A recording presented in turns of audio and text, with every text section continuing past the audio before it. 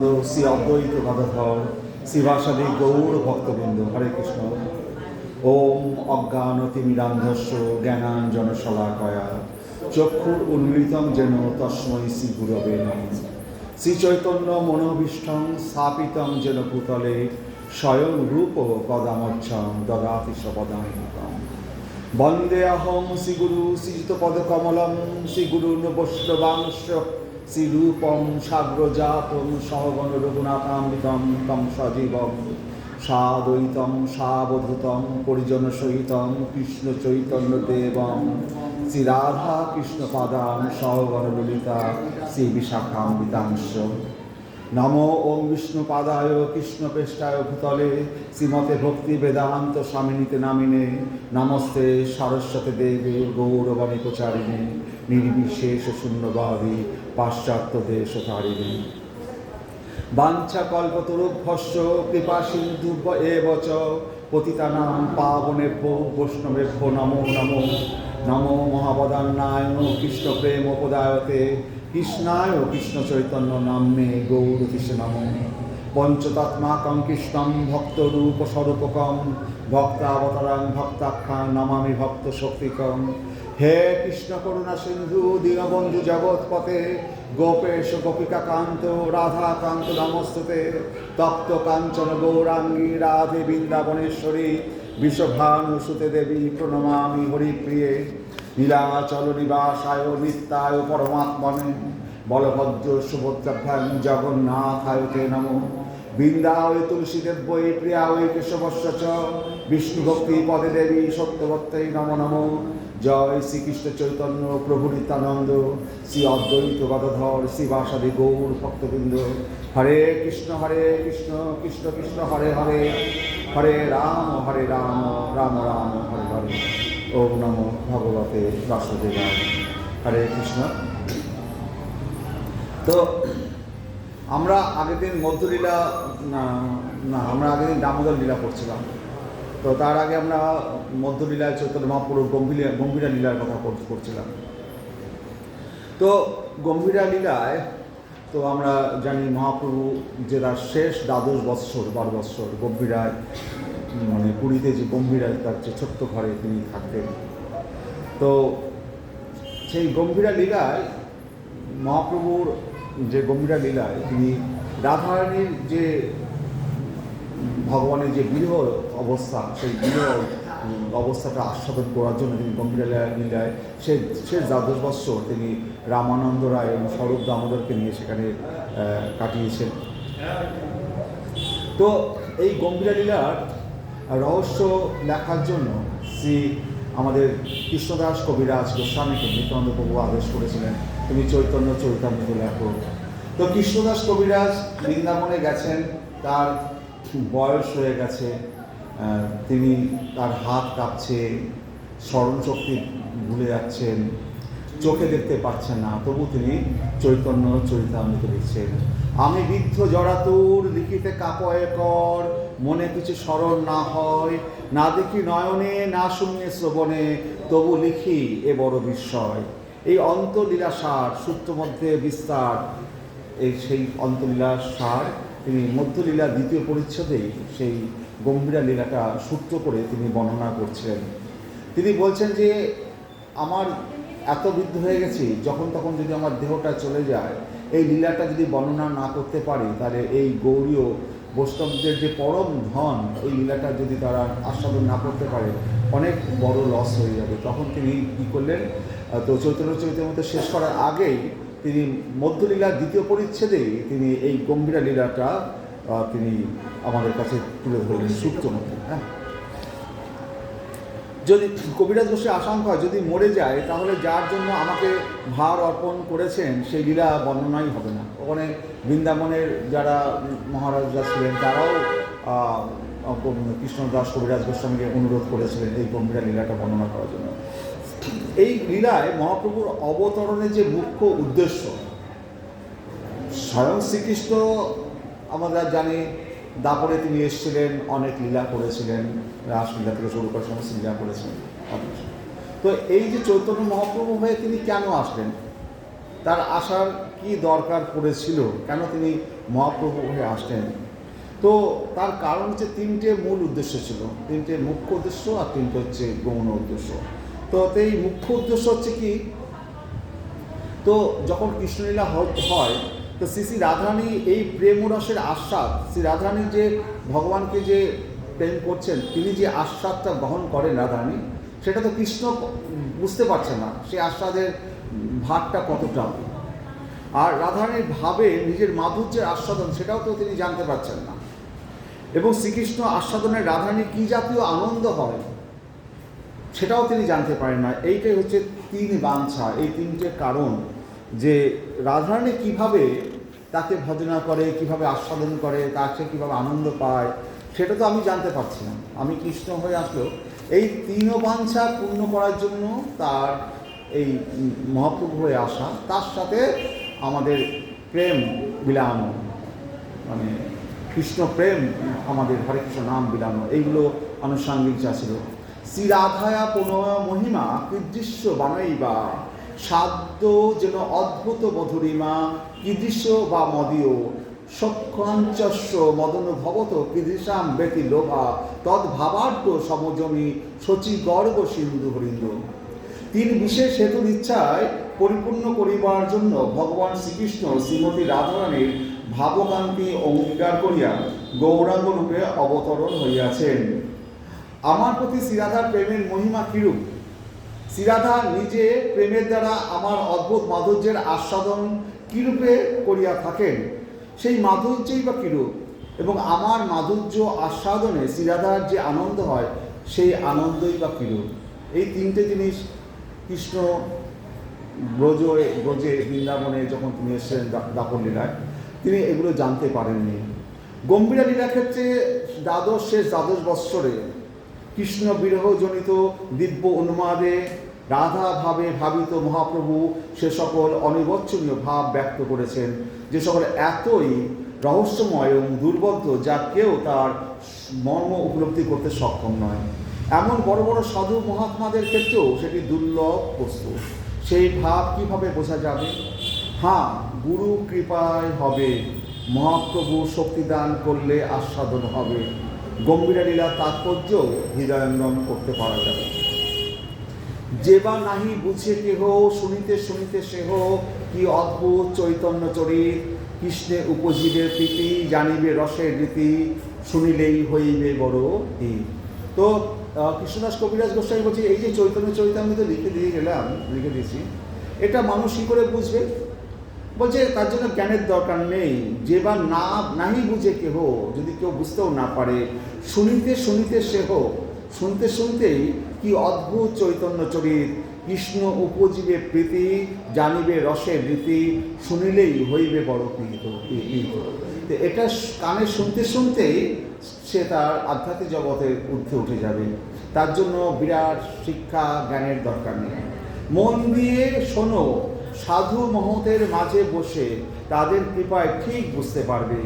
প্রভুর বিরহ উন্মাদ ভাব গম্ভীর, বুঝিতে না পারে কেহ যদ্যপি হয় ধীর, বুঝিতে না পারে যাহা বর্ণিতে কে পারে, সেই বুঝে বর্ণে চৈতন্য শক্তি দেন যারে। প্রভুরে বিরহ উন্মাদ ভাব গম্ভীর, এই মহাপ্রভুর যে বিরহ উন্মাদ ভাব গম্ভীর, বুঝিতে না পারে কেহ যদ্যপি হয় ধীর, বুঝিতে না পারে যাহা বর্ণিতে কে পারে, যদি বুঝতে না পারে তাহলে এটা বলবে কে, সেই বুঝে বর্ণে চৈতন্য শক্তি দেন যারে। এটা সেই বুঝতে পারে মহাপ্রভু যাকে শক্তি প্রদান করে। এখানে পাণ্ডিত্যের পাণ্ডিত্য হারিয়ে যায়, বুদ্ধিমানের বুদ্ধি, বিদ্বানের বিদ্যা এখানে কুল কিনারা পায় না, জ্ঞানীর জ্ঞান এখানে স্থির হয়ে যায়। হরে কৃষ্ণ। তো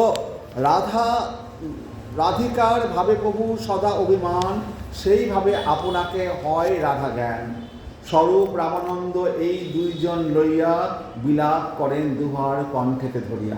তো রাধিকার ভাবে প্রভুর সদা অভিমান, তিনি সবসময় রাধা ভাবে বিভোর হয়ে থাকেন, সেইভাবে আপনাকে হয় রাধা জ্ঞান। এবং সেইভাবে রাধা যেভাবে কৃষ্ণকে বিরহে তিনি ছিলেন সেইভাবে মহাপ্রভু থাকেন। স্বরূপ রামানন্দ এই দুইজন লইয়া, এই স্বরূপ এবং রামানন্দ রায় কে ছিল? ললিতা এবং বিশাখা সখী এই চৈতন্য লীলায় তারা স্বরূপ দামোদর এবং রামানন্দ রায় হয়ে মহাপ্রভুর কাছে রয়েছেন, বিলাপ করেন দুহার কণ্ঠেতে ধরিয়া। মাথুর বিরহ কাতরা মহাভাবময়ী শ্রী রাধারানীর মহানাক্য মহাভাবের চরম অনুভব দিব্য উন্মাদ লীলার যে রস আস্বাদন করেছেন, আর বোঝে ললিতা বিশাখা সখী তারা যেমন এই শ্রী বৃন্দাবনে বিরহ পীড়িতা শ্রী রাধারানীর সঙ্গে অহরহ থেকে তার বিরহ অর্পিত প্রাণে সান্ত্বনা দিয়েছিলেন, তার বিরহ পীড়িত প্রাণকে সুরক্ষা করেছেন, ঠিক সেইভাবে রাধারানীর এই দিব্য উন্মাদ লীলা গম্ভীরায় আস্বাদন করছেন মহাপ্রভু। আর সেই ললিতা বিশাখা তারা এই লীলায় স্বরূপ দামোদর এবং রামানন্দ রায় তারা সর্বক্ষণ নিকটে থেকে মহাপ্রভুর প্রাণে সান্ত্বনা দান করছেন।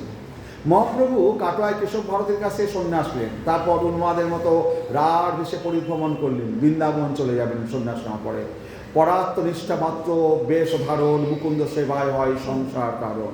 সন্ন্যাস মানে সম্যক রূপে নাশ, অর্থাৎ যাতে ঐহিকের বা জড়জগতের সমগ্র সম্পর্ক কেটে যায়, একমাত্র শ্রীকৃষ্ণের সম্বন্ধেই সময় অতিবাহিত করা। এই জন্যই তো সন্ন্যাস গ্রহণ, যেন ভজন ছাড়া অন্য আর কিছু করতে না হয়। যারা অদ্বৈতবাদী সন্ন্যাসী তারা তো মুক্তি কামনা করে থাকে, তার মধ্যে মুখ্য বাঞ্ছা কৈতব্য দান, যাহা হইতে কৃষ্ণ ভক্তি হয় অন্তর্ধান। তো এই এবার অনেক রকম মুক্তি আছে, 5 রকম মুক্তি আছে, শালক্য, স্বরূপ, সাযুজ্য। এই যে সাযুজ্য মুক্তি বা মুখ্য বাঞ্ছা এগুলো হচ্ছে কৈতব প্রধান, এগুলো হচ্ছে মহা অপরাধে মহা দোষযুক্ত, যাহা হইতে কৃষ্ণ ভক্তি হয় অন্তর্ধান। এই মুখ্য বাঞ্ছা যদি কেউ করে সেখানে কৃষ্ণ ভক্তি থাকে না, সেই জন্য মুখ্য বাঞ্ছাকে সবসময় বাদ দেওয়া হয়েছে। মোক্ষ কারা চায়? যারা জ্ঞান মার্গের লোক, যারা ভগবানকে নিরাকার ভাবে, তারা ভগবানের সাথে মিলিত হতে চায়, ব্রহ্মে মিলিত হতে চায়, নিজেকে ব্রহ্মাস্মি, নিজেকে ব্রহ্ম বলে প্রতিপন্ন করতে চায়, তারা মুখ্য বাঞ্ছা করে। তাদের কৃষ্ণ ভক্তি হয়, তাদের যাহা হইতে কৃষ্ণ ভক্তি হয় অন্তর্ধান, সেখানে তাদের কৃষ্ণ ভক্তি থাকে না। এই কপটতার এটা কপটতার সেরা। এই মুক্তি বাঞ্ছা ধর্ম অর্থ কামের মধ্যে থাকলেও সাধুসঙ্গ সাধু কৃপায় কোনোদিন ভক্তি রাজ্যে উন্নীত হতে পারে। মানুষ যে আপনারা যে ধর্মের মধ্যে রয়েছেন তার মধ্যে কোনো সময় সাধু কৃপায় ভগবানের কৃপায় আপনারা উন্নীত হয়ে উঠে যাবেন। কিন্তু যদি মুক্তি কামনায় চলে গেলেন তাহলে তো আর কোনোদিন ভজনের আকাঙ্ক্ষা রইল না, যা হইতে কৃষ্ণ ভক্তি হয় অন্তর্ধান। অতএব কৃষ্ণ সম্বন্ধীয় ভজন এটাই আসল সন্ন্যাস। হরে কৃষ্ণ। তো কৃষ্ণ ভজন হচ্ছে আসল সন্ন্যাস। সন্ন্যাস মানে কি ঘর সংসার ছেড়ে চলে যেতে হবে এমন নয়, ঘরে থেকেও সবসময় কৃষ্ণ ভক্তি করা যায়। পরাত্ম নিষ্ঠা মাত্র বেশ ধারণ মুকুন্দ সেবায় হয় সংসার তারণ। সেই বেশ করিল এবে বৃন্দাবনে গিয়া কৃষ্ণ নিষেবন করি নির্ভীতে বসিয়া। আহার নেই নিদ্রা নেই পাগলের মতো ঘুরছেন, হা কৃষ্ণ বলে রোদন করছেন। নিতাই চাঁদ কৌশলে নিয়ে এলেন অদ্বৈতের গিয়া। এই 3 দিন ধরে মহাপ্রভু সন্ন্যাস গ্রহণ করার পরে রার দেশে ঘুরে বেড়াচ্ছেন, তিনি বৃন্দাবনে যাবেন। তো পিছন থেকে নিত্যানন্দ লুকিয়ে লুকিয়ে সেটা পাহাড় লক্ষ্য করছে মহাপ্রভু কোথায় যায়। আর কিছু ছেলেদের শিখিয়ে দিয়েছে, যদি বলে বৃন্দাবন কোথায় দেখিয়ে দিবি, শান্তিপুরের দিকের যে রাস্তা সেই রাস্তার দিকে দেখিয়ে দিবি। এইভাবে মহাপ্রভু তো তখন উন্মাদের অবস্থা, সন্ন্যাস গ্রহণের পর তাকে ধীরে ধীরে শান্তিপুরের দিকে নিয়ে এসছে। তো এরপরে জীব উদ্ধারের জন্য চলে গেলেন দক্ষিণ। তারপরে তিনি মহাপ্রভুকে শান্তিপুরে নিয়ে আসলেন নিত্যানন্দের চাপ। তারপরে তিনি সন্ন্যাসী হয়ে চলে আসলেন মায়ের রাতে সে পুরীতে। তো এরপরে জীব উদ্ধারের জন্য চলে গেলেন দক্ষিণ দেশে, ফিরে এলেন নীলাচলে। নানা দেশ ভক্তগণের সঙ্গে নানা মিলন হলো। ঠিক হলো মাতার গঙ্গার চরণ দর্শন করে তারপরে বৃন্দাবনে যাবেন, সেই জন্য এলেন গৌর দেশে। লক্ষ লক্ষ মানুষ মহাপ্রভুর সহিত বৃন্দাবনে যাবেন, এত সমাবেশ দেখে সনাতনের পরামর্শে কানাই এর নাটশালা থেকে আবার ফিরে গেলেন নীলাচলে। তো মহাপ্রভু বৃন্দাবনে যাবেন, তো লক্ষ লোক সঙ্গে চলছে, সবাই মহাপ্রভুর সাথে বৃন্দাবন যাবে। তো তখন সনাতন গোস্বামী মহাপ্রভুকে বললেন, এই লক্ষ লক্ষ লোক যে আপনার পিছনে হেঁটে যাচ্ছে, আর মহাপ্রভু হাঁটছেন, পায়ের ধুলো যেখানে পা পড়ছে সেখানে সবাই তার ধুলো মাটি সংগ্রহ করতে করতে সেখানে গর্ত করে ফেলছে। আর এত লোক যে যাবে তাদের কোথায় খাবে কোথায় থাকবে, সবাই মহাপ্রভুর সাথে বৃন্দাবন ছুটছে, মহাপ্রভু বৃন্দাবন। তো লক্ষ লোক ছুটছে যা। হুসেন শাহের কাছে খবর গেল, রাজা হুসেন শাহ মুসলমান, যে লক্ষ লোক তার পিছনে ছুটছে, সে তো সাধারণ লোক নয়। সনাতন গোস্বামী বলে সাধারণ সামান্য কোনো বৈরাগী সাধু হবে। হুসেন শাহকে রাজাকে অতটা পরিচয় দিচ্ছেন না মহাপ্রভু, যে উনি স্বয়ং ভগবান। তো তারপরে মহাপ্রভু সনাতন গোস্বামীর কথা শুনে কানাই নাটশালা পর্যন্ত গেলেন। তারপর থেকে তিনি ওখান থেকে আর বৃন্দাবনে গেলেন না। এত লোককে নিয়ে বৃন্দাবনে যাওয়াটা, বৃন্দাবন ভূমিটা ঠিক হবে না। তারপর তিনি আবার পুরীতে চলে আসলেন। ফেরার পথে প্রয়াগে শ্রী রূপ গোস্বামীকে শিক্ষা প্রদান করলেন, কাশীতে অবস্থান করে শ্রী সনাতন গোস্বামীকে শিক্ষা দান করলেন, এখানে শঙ্করাচার্যের শিষ্য শ্রী প্রবোধানন্দ সরস্বতীকে তার এই সন্ন্যাস গ্রহণের আধ্যাত্মিক ব্যাখ্যা দিলেন, ঝাড়িখণ্ডের বাঘ সিংহকে নৃত্য করালেন, ভগবানের সঙ্গে বিবিধ লীলা, রথাগ্রে নর্তন, নৃত্য কীর্তনাদি এই প্রথম দ্বাদশ বৎসর। আর শেষ যে রইল প্রভুর দ্বাদশ বৎসর, এটাই সেই গম্ভীরা লীলা। শেষ যে রহিল প্রভুর দ্বাদশ বৎসর, কৃষ্ণ বৃহস্পতি হয় নিরন্তর। এই বিরলীলার মধ্যে ব্রজের রসের আস্বাদন, রাধানীর ভাব অঙ্গীকার, এই যে গোপীভাব, বিরহে তার সামাধিক উজ্জ্বল ভাব সিন্ধুর আলোড়ন, বিরহ ছাড়া এই বিরলীলার পরিষ্পন্ন শব্দ কথা নেই। তো হরে কৃষ্ণ।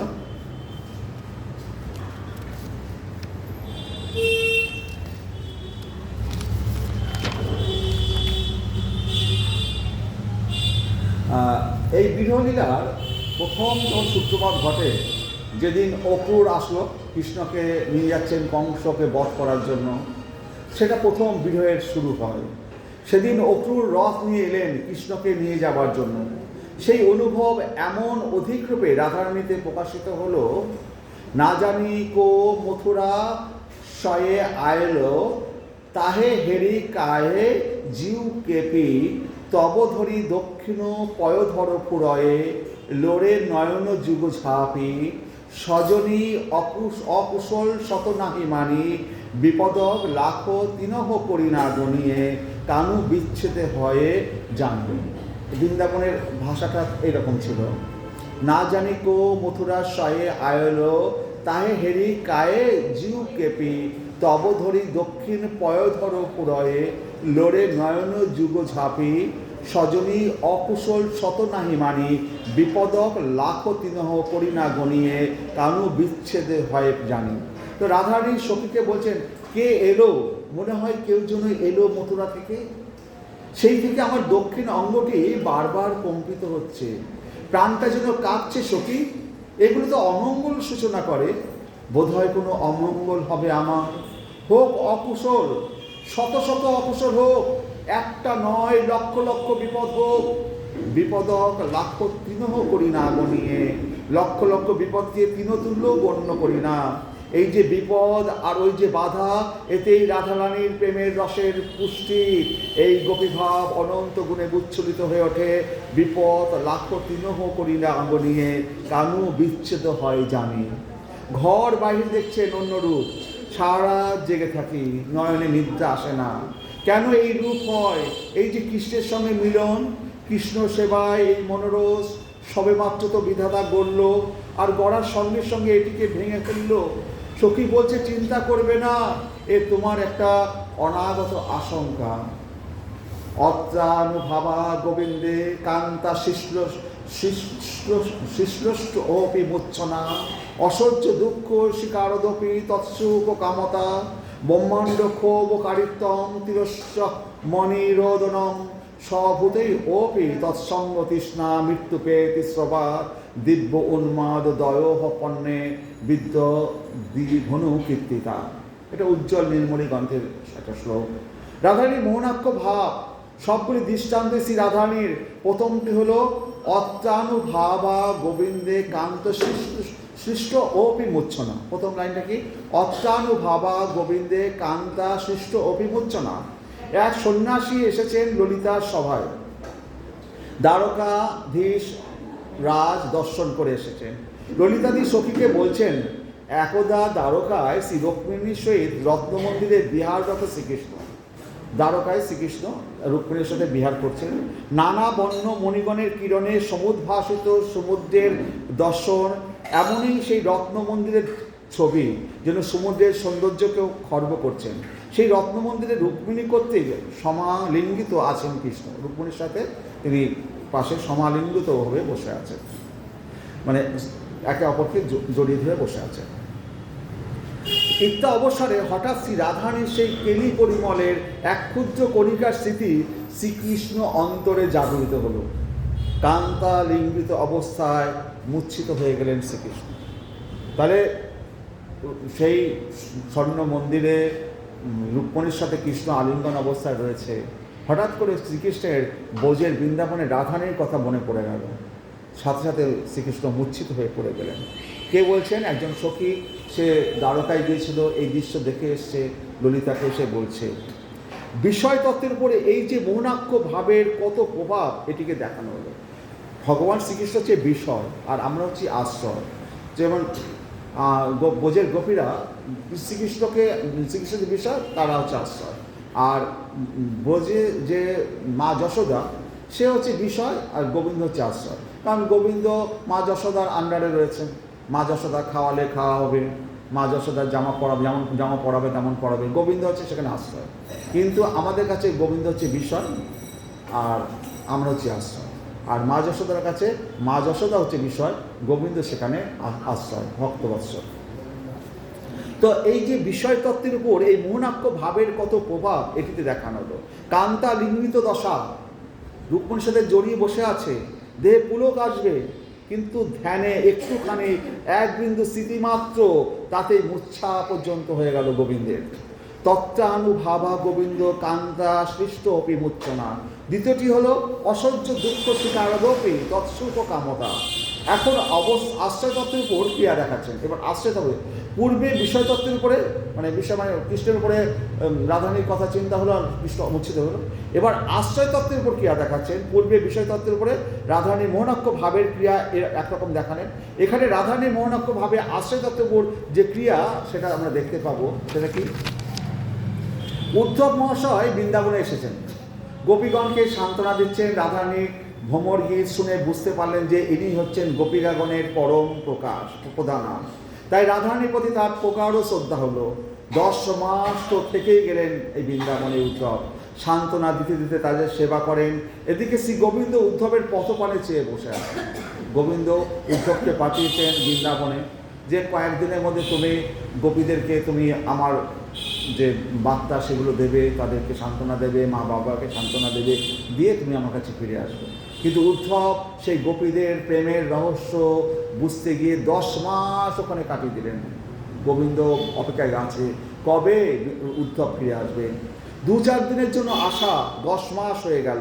উদ্ধব বিদায় নিচ্ছেন শ্রী রাধারানীর চরণে প্রণাম করে, বলছেন, রাধে, এখন তো ফিরে যেতে হবে। আপনার প্রিয়তম আমার পথ চেয়ে আছেন, যদি কিছু সেবা আপনার প্রিয়তমাকে কিছু সন্দেশ দেব। উনি কি নিঃসংকোচে, এবার রাধারানী তখনই নিঃসংকোচে তখনই উত্তর দিচ্ছেন, দেখো উদ্ধব, এতদিন আছো, তুমি তো বুঝতেই পারছো আমাদের যে অবস্থা। তিনি যদি না আসেন তাহলে আমাদের কণ্ঠাগ্রত প্রাণ বেঁচে থাকবে, তিনি যদি নাও আসেন আমাদের কণ্ঠাগ্রত প্রাণ বেঁচে থাকবে। কিন্তু তুমি তাকে এই সন্দেশ দেবে যে বৃন্দাবনে আসতে যদি তার তিলমাত্র অসুবিধা বা কোনো সংকোচ থাকে, তাহলে যেন তিনি কোনোদিনও না আসেন। যদি ভগবান গোবিন্দের যদি আসতে গিয়ে তার তিলমাত্র সংকোচ থাকে, কোনো অসুবিধা থাকে, তিনি যেন বৃন্দাবনে না আসেন।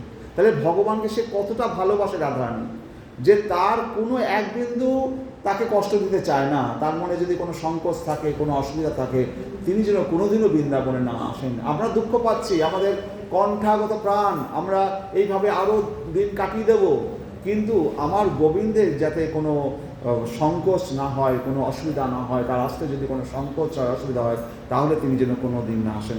আমরা এই দুঃখ চিরকাল বহন করেই যাব, অসহ্য দুঃখ স্বীকার করেও কৃষ্ণ সুখাতিশয় কামিতা। প্রেম কতখানি বিশালভাবে স্ফীত হচ্ছে এই বিরহে, অসহ্য দুঃখ স্বীকার অদপি তৎসুখ কামতা। পরেরটি হলো ব্রহ্মাণ্ড ক্ষোভকারিত্বম তিরস্যাম ও পিরোদনম। বলছে যে ব্রহ্মাণ্ড ক্ষোভকারিত্বম তিরস্যাম ও পিরোদনম। রাধারানীর একটা প্রেম ও ধূমকণিকা বাইরে বেরিয়ে আসতেই ক্ষুব্ধ হয়ে গেল ব্রহ্মাণ্ড। তখন নান্দিমুখে দ্বারকায় গিয়ে কৃষ্ণকে বলছেন এইসব। রাধারানীর একটা ক্ষুদ্রতম প্রেম ও ধূমকণিকা সারা ব্রহ্মাণ্ড ভ্রমণ করলো। নরগণ রদন করতে লাগলো, ধূম্রকণা চলে গেল নিচে, অধর লোকবাসী ফণিকুল ব্যাকুল হয়ে উঠল, চলে গেল স্বর্গে, দেবলোক, সেখানে দেবগণের অঙ্গ হতে শ্বেত নির্গত হতে লাগলো, ঘর্মাক্ত হয়ে গেলেন তারা, ভেদ করলো ব্রহ্মাণ্ডের আবরণ, প্রেম ধূম চিন্ময় বস্তু, চলে গেল বৈকুণ্ঠে, কমলা দেবীর নয়নের থেকে অশ্রু ঝরতে লাগলো। আরও একটা দৃষ্টান্ত দিচ্ছে।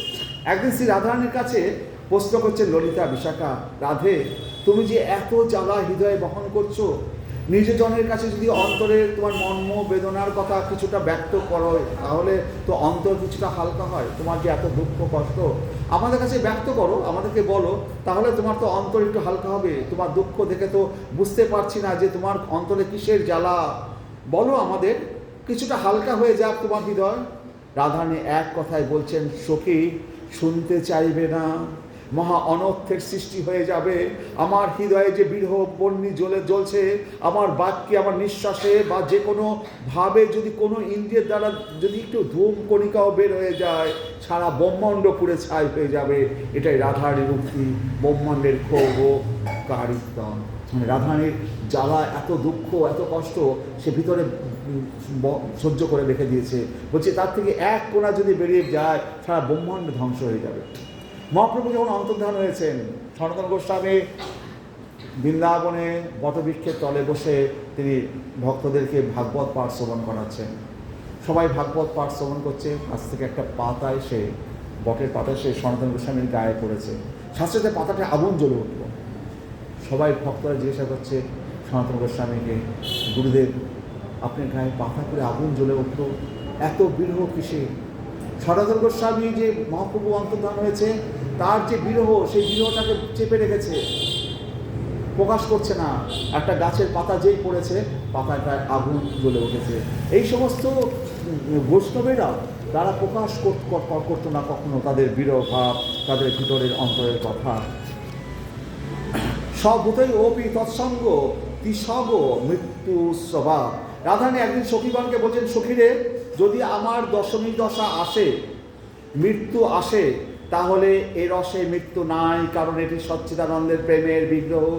যদিও মহারাজ দশরথের বাৎসল্য রসে মৃত্যু পর্যন্ত হয়েছিল, কিন্তু ওদের সেটা হয় না। ওদের দেহটি কৃষ্ণ সেবার উপকরণ। আত্মসুখের দিকে তো লক্ষ্য নেই, কিন্তু সেই দেহটিকে তো রক্ষা করতে হবে। কিন্তু এমন যে কৃষ্ণ সেবার উপকরণ রাধার দেহ, তো যখন এই দেহের দ্বারা কৃষ্ণ সেবা হচ্ছেই না, তখন সখীগণকে বলছেন, আমাকে মরতে দাও, আর চেষ্টা করবে না, যত্ন করবে না, মরেই যাব আমি। সখীগণ বলছেন, বাহ রাধে, বেঁচে থাকলে তবেই তো কৃষ্ণ সেবা করবে। তুমি এই অনবদ্য প্রেমের দেহ নিয়ে মরে গেলে কৃষ্ণ সেবা হয় নাকি? উনি বলছেন, হবে, আমি মরে গেলেই হবে। দিব্য উন্মাদয় পনাথ বিদ্রোহী অনুপ্রতিজ্ঞা। তো এইভাবে রাধারানীর বিরহ লীলা, এই বিরহ লীলাটাই আমাদের চৈতন্য মহাপ্রভু গম্ভীরা লীলায় 12 বৎসর ধরে রাধা ভাবকে অঙ্গীকার করে তিনি এই বিরহ আস্বাদন করছেন। যস্য প্রসাদাৎ অজ্ঞ অপি শব্দ সর্বগাতম ব্রজে শ্রী চৈতন্য দেব মে ভগবান সম্প্রসীদতু। অজ্ঞ ব্যক্তিও যার প্রসাদে সদ্য অচিরেই সর্বগাতম সর্বজ্ঞতা লাভ করে, সেই পরমেশ্বর ভগবান শ্রী চৈতন্য মহাপ্রভু আমাকে কৃপা করুন। বন্দে শ্রীকৃষ্ণ চৈতন্য নিত্যানন্দ সহোদিতৌ গৌরদয়ে পুষ্পবন্তৌ চিত্তৌ সন্দৌ তমনুদৌ। উদয়চল রূপ গৌর দেশে যুগপথ সূর্য এবং চন্দ্র স্বরূপ আশ্চর্য রূপে উদিত মঙ্গলদাতা জীবের অজ্ঞান অন্ধকার বিনাশকারী শ্রীকৃষ্ণ চৈতন্য এবং নিত্যানন্দকে আমি বন্দনা করি। তাহলে একসাথে সূর্য উঠেছে, চন্দ্র উঠেছে। তাহলে বন্দে শ্রীকৃষ্ণ চৈতন্য নিত্যানন্দৌ সহোদিতৌ গৌরদয়ে পুষ্পবন্ত চিত্ত সন্দৌ তমনুদৌ। উদয়চর রূপ গৌর দেশে যুগপথ সূর্য এবং চন্দ্র স্বরূপ আশ্চর্য রূপে উদিত হয়েছে। তো এটা জ্যোতিষীরা বলছে, কোনো কোনো গ্রহ নক্ষত্রের সময় এরকম ঘটনা ঘটে থাকে। আজ নবদ্বীপে সূর্য এবং চন্দ্র একসাথে আকাশে উদিত হয়েছে, চৈতন্য শ্রীকৃষ্ণ চৈতন্য এবং নিত্যানন্দ, সেই তাদের দুজনকে আমি বন্দনা করি। দিব্যাদ বৃন্দা অরণ্য কল্পদ্রু মধ শ্রীমৎ রত্ন আগর সিংহ আসনস্থৌ শ্রীমৎ রাধা শ্রীল গোবিন্দ দেব পেষ্টালাভিষেব মন্ন সারাভি জ্যোতির্ময় শোভা বিশিষ্ট বৃন্দাবনে কল্পবৃক্ষ তলে রত্ন মন্দিরের সিংহাসনের উপরে অবস্থিত শ্রী শ্রী রাধা গোবিন্দকে প্রিয় সখীরা সেবা করছেন, আমি তাদের স্মরণ করি। শ্রীমান রস আরম্ভী বংশী বট ততস্থিত কর্ষণ বেশ বেণু সনৈ গোপী গোপীনাথ শ্রেয়স্তু ন। যমুনা তীরে বংশী বটের তলায় রাস রস প্রবর্তক শ্রী গোপীনাথ বংশীধ্বনি দ্বারা গোপীদের আকর্ষণ করছেন, তিনি আমাদের মঙ্গল বিধান করুন। চৈতন্য লীলার ব্যাস দাস বৃন্দাবন, তার আজ্ঞায় করো তার উচ্ছিষ্ট চর্বণ। 24 বৎসর শেষে যেই মাঘ মাস তার শুক্লপক্ষে প্রভু করিলা সন্ন্যাস। তার মধ্যে 6 বৎসর গমনাগমন, নীলাচল গৌর সেতুবন্ধ বৃন্দাবন, চৈতন্য সেব চৈতন্য গাও, লও চৈতন্য নাম, চৈতন্যে যে ভক্তি করে সেই মোর প্রাণ। তবে প্রভু বোঝে পাঠাইল রূপ সনাতন, প্রভু আজ্ঞায় 2 ভাই আইলা বৃন্দাবন। ভক্তি প্রচারিয়া সর্বতীর্থ প্রকাশিল, মদন গোপাল গোবিন্দের সেবা প্রচারিল। নানা শাস্ত্র আনি কইলা ভক্তি গ্রন্থ সার, বুড়ো অধম জনেরেতে হো করিলা বিস্তার। প্রভু আজ্ঞায় কইল সব শাস্ত্রের বিচার, ব্রজের নিগুড় ভক্তি করিল প্রচার। হরে কৃষ্ণ। নানা শাস্ত্র বিচারণৈক নিপুণই স্বধর্ম সংস্থাপকই, লোকানাম সিতকারিণ্যৌ ত্রিভুবনে মন্নৌ শরণ্য করৌ। রাধা কৃষ্ণ পদারাবিন্দ ভজনানন্দেন মত্তালিকৌ, বন্দে রূপ সনাতন রঘুযুগৌ শ্রীজীব গোপালকৌ। শিলরূপ গোস্বামী এবং শিল সনাতন গোস্বামী প্রমুখ গোস্বামীরা অত্যন্ত নিপুণতা সহকারে নানা শাস্ত্র বিচার করে জনসাধারণের মঙ্গলের জন্য ভগবত ভক্তিরূপ সদ্ধর্ম প্রতিষ্ঠা করেছে। অর্থাৎ এই সমস্ত গোস্বামীরা বৈদিক শাস্ত্রের ভিত্তিতে ভক্তি বিষয়ক বহু গ্রন্থ রচনা করেছেন। ভগবত ভক্তি কতগুলি আবেগ প্রবণ কার্যকলাপ নয়, সমস্ত বৈদিক শিক্ষার সারমর্ম যে কৃষ্ণকে জানা। সমস্ত বৈদিক শিক্ষার সারমর্ম কি?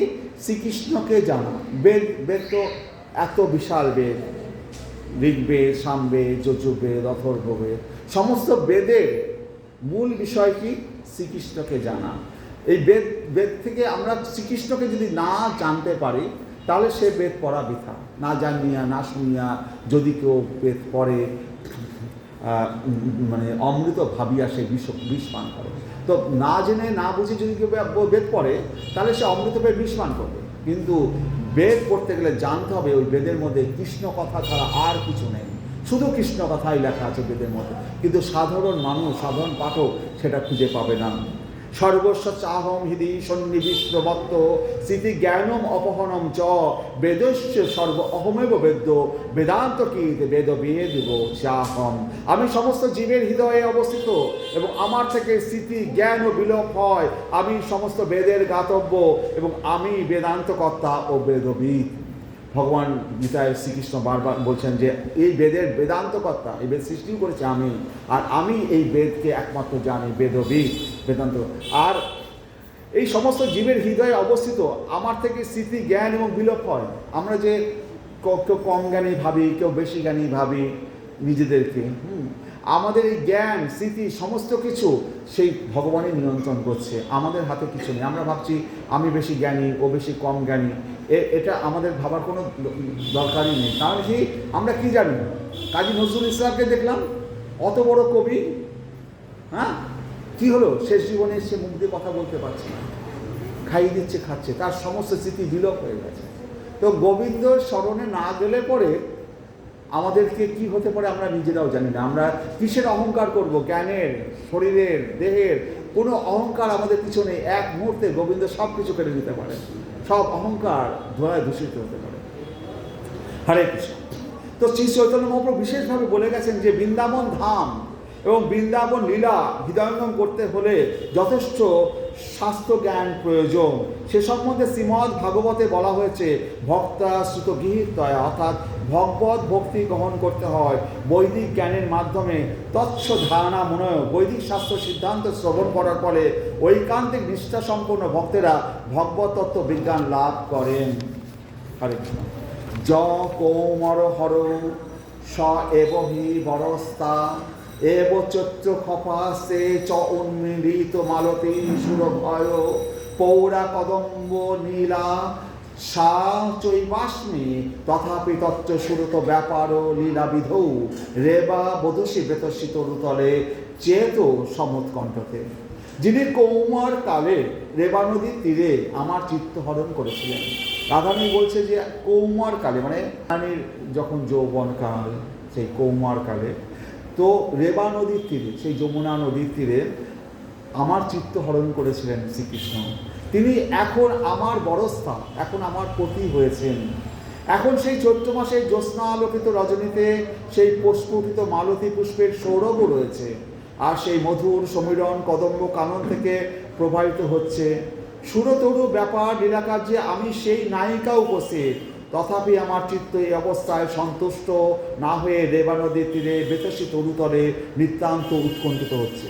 তো রাধারানী একবার কুরুক্ষেত্রে এসেছিলেন, তো সেখানে শ্রীকৃষ্ণের সাথে মিলন হয়েছে। সেখানে রুক্মণী দেবী, অন্যান্য 16,108 মহিষীরা তারাও এসছেন। তারা রাধারানীর কাছে প্রার্থনা করছেন, রুক্মণীরা, সমস্ত মহিষীরা, হে রাধে, তুমি তো ব্রজে বৃন্দাবনে রাসলীলা করেছো, আমাদেরকে আবার একটা রাসলীলা দেখাও এই শ্রীকৃষ্ণকে সঙ্গে নিয়ে। এখন তো শ্রীকৃষ্ণ আছেন। তখন রাধারানী তখন বলছে যে কৌমার কালে, আমার যখন কৌমার ছিল, ওই রেবা নদীর তীরে আমার চিত্তহরণ করেছিলেন শ্রীকৃষ্ণ। তো সেখানে জ্যোৎস্না আলোকিত যমুনার তীরে আমরা রাসলীলা করেছিলাম। সেই আমি রাধা, সেই শ্রীকৃষ্ণ আর রুক্মণী সেখানে নববৃন্দাবন একটা তৈরি করেছেন। সেখানে সেই কদম্ব কানন রয়েছে, তার হাওয়াও বইছে, তথাপি আমি এখানে রাসলীলা করতে পারছি না। বলছে তথাপি আমার চিত্ত এই অবস্থায় সন্তুষ্ট না হয়ে রেবা নদীর তীরে বেতসী তরুতলের দিকে নিতান্ত উৎকণ্ঠিত হচ্ছে। তারা রাধারানীকে বলেছিল, তোমরা আরেকবার রাসলীলা করো, আমরা দেখতে চাই, আমাদেরকে সৌভাগ্য দাও। রাধারানী বলছে, আমি সেই রাধা, সেই শ্রীকৃষ্ণ, আমরা দুজনেই একই সাথে আছি, সেই বাতাস, সেই পরিবেশ সব কিছু রয়েছে, কিন্তু আমার চিত্ত এখানে সন্তুষ্ট হতে পারছে না। আমার মন সেই বেতসী নদীর তীরে তরুতলে নিতান্ত উৎকণ্ঠিত হয়ে রয়েছে। তাই বলছে, জ কৌমর হরস এবহি বরস্তা এব চৈত্র খপা সে চ উন্মিলিত মালতী সুরভয় পৌরা কদম্ব নীলা সা চৈবাস্মে তথাপি তত্ত্ব সুরত ব্যাপর লীলান্বিত রেবা বোধসী বেতসী তরুতলে চেত সমুৎকণ্ঠে। যিনি কৌমার কালে রেবা নদীর তীরে আমার চিত্ত হরণ করেছিলেন, তিনি এখন আমার বরস্থা পতি হয়েছেন। এখন সেই চৈত্র মাসের জ্যোৎস্না আলোকিত রজনীতে সেই পুষ্পভূষিত মালতী পুষ্পের সৌরভও রয়েছে, আর সেই মধুর সমীরণ কদম্ব কানন থেকে প্রবাহিত হচ্ছে। সুরত রূ ব্যাপার লীলা কার্যে আমি সেই নায়িকা উপস্থিত, তথাপি আমার চিত্ত এই অবস্থায় সন্তুষ্ট না হয়ে সেই রেবা নদীর তীরে, বৃন্দাবনের সেই রেবা নদীর তীরে বেতসী তরুতলে সেই জ্যোৎস্না লোকিত সেই যমুনার তীরে সেইখানটায় নিতান্ত উৎকৃষ্ট হচ্ছে। এখানে আমি রাসলীলা করতে পারছি না। প্রিয় সহম কৃষ্ণ সহচরী কুরুক্ষেত্রে মিলিত তথা অহম সরাধা তৎইদম উভয় সঙ্গম সুখম তথাপি অন্ত খেলেন মধুর মুরলী পঞ্চম জুষে মনজে কালিন্দি পুলিন বিপিনায় স্পৃহতি। এটি শ্রীমতী রাধারানীর উক্তি। হে সহচরী, আমার সেই অতি প্রিয় শ্রীকৃষ্ণের সঙ্গে এই কুরুক্ষেত্রে আমার মিলন হয়েছে। আমিও সেই রাধা, আর এখন আমাদের মিলন হয়েছে তা অত্যন্ত সুখকর, কিন্তু তবু শ্রীকৃষ্ণের মুরলীর পঞ্চম স্বরে আনন্দ প্লাবিত যমুনা তীরের বনের জন্য আমার চিত্ত আকুল হয়ে উঠেছে। তো আমি যতই কুরুক্ষেত্রে এখানে শ্রীকৃষ্ণের সাথে মিলিত হই না কেন, আমি এখানে মিলিত হতে পারছি না। আমার সেই যমুনা তীর, সেই বেতসী তরুতলে, সেখানে আমার চিত্ত মন পড়ে আছে। আহস্যতে নলিন লাভ পতারবিন্দম যোগ ঈশ্বরে হৃদি বিচিন্তম অগাধ বোধই সংসার কোপপতিত উত্তরণ অবলম্বম গেহম জুষামপি মনসী উদিয়া সদন। গোপিকারা বললেন, হে কমল নাভ, সংসার কোপে পতিত মানুষদের উদ্ধারের একমাত্র অবলম্বন স্বরূপ তোমার শ্রী পাদপদ্ম, যা অসীম জ্ঞান সম্পন্ন মহান যোগীরা সর্বদাই তাদের হৃদয়ে ধ্যান করেন। তা গৃহ সেবায় রত আমাদের মনে উদিত হোক। তোমার চরণ মোর ব্রজপুর ঘরে উদয় করয় যদি তব বাঞ্ছা পড়ে। গোপিকারা ভাবলেন, তোমার চরণ যদি আমাদের বৃন্দাবনের গৃহে পুনরায় উদিত হয়, তাহলে আমাদের বাসনা পূর্ণ হয়। তো গোপিকারা কি করেছিল? কুরুক্ষেত্রে রথে বসিয়েছে কৃষ্ণকে, বলরামকে বসিয়েছে, আমাদের বোন সুভদ্রাকে বসিয়েছে। তিনজনকে বসিয়ে গোপীরা রথ টেনে নিয়ে চলে যাবে বৃন্দাবনে, কুরুক্ষেত্র থেকে নিয়ে যাচ্ছে। এবার রুক্মিণী দেবী শুনতে পেয়েছে যে কৃষ্ণকে হরণ করে নিয়ে যাচ্ছে গোপীরা বৃন্দাবনে। তো রুক্মিণীর সৈন্য সামন্ত পাঠিয়ে দিয়েছে। রুক্মিণী তো দ্বারকাধীশ রাজার সেরা মহিষী, সৈন্য পাঠিয়ে দিয়েছে, দিয়ে সমস্ত গোপীদেরকে অ্যারেস্ট করেছে। আর রথের পরে কৃষ্ণ বলরাম সুভদ্রা চুপ করে বসে আছে, তাদের কোনো নেই। তো বৃন্দাবনে গোপীরা নিয়ে যাচ্ছে, তাদের কোনো ভূক্ষেপ নেই, তারা নিয়ে যাচ্ছে। তো রুক্মিণী সবাইকে আটকে দিয়েছে, অ্যারেস্ট করেছে। ললিতা বিশাখা রয়েছে। এবার এদের মধ্যে তর্ক বিতর্ক হবে, হ্যাঁ, কে জিতবে। তো রুক্মিণী দেবীর মানে হলেন, মানে কোর্টে যে করে না উকিল, রুক্মিণী দেবীর উকিল হয়েছে নারদ মুনি, আর ললিতা বিশাখা হয়েছে রাধারানীর দলের উকিল। তাদের সাথে কথা হচ্ছে যে এই কৃষ্ণ কাদের।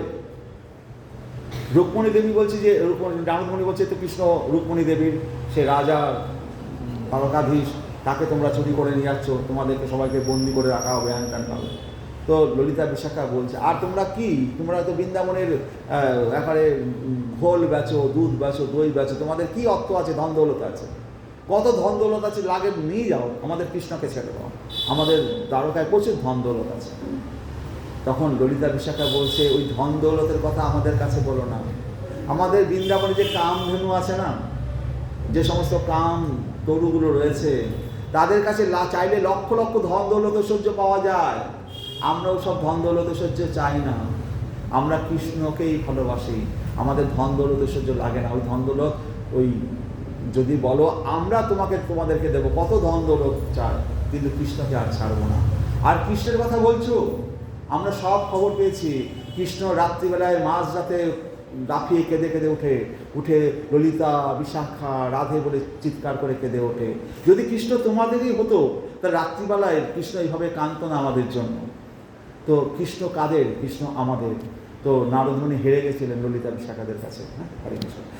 তো তারা তখন কৃষ্ণকে আর নিয়ে যেতে পারেনি বৃন্দাবনে বলে, কিন্তু নারদ মুনিরা রুক্মিণী দেবী হেরে গেছিল ওদের দল।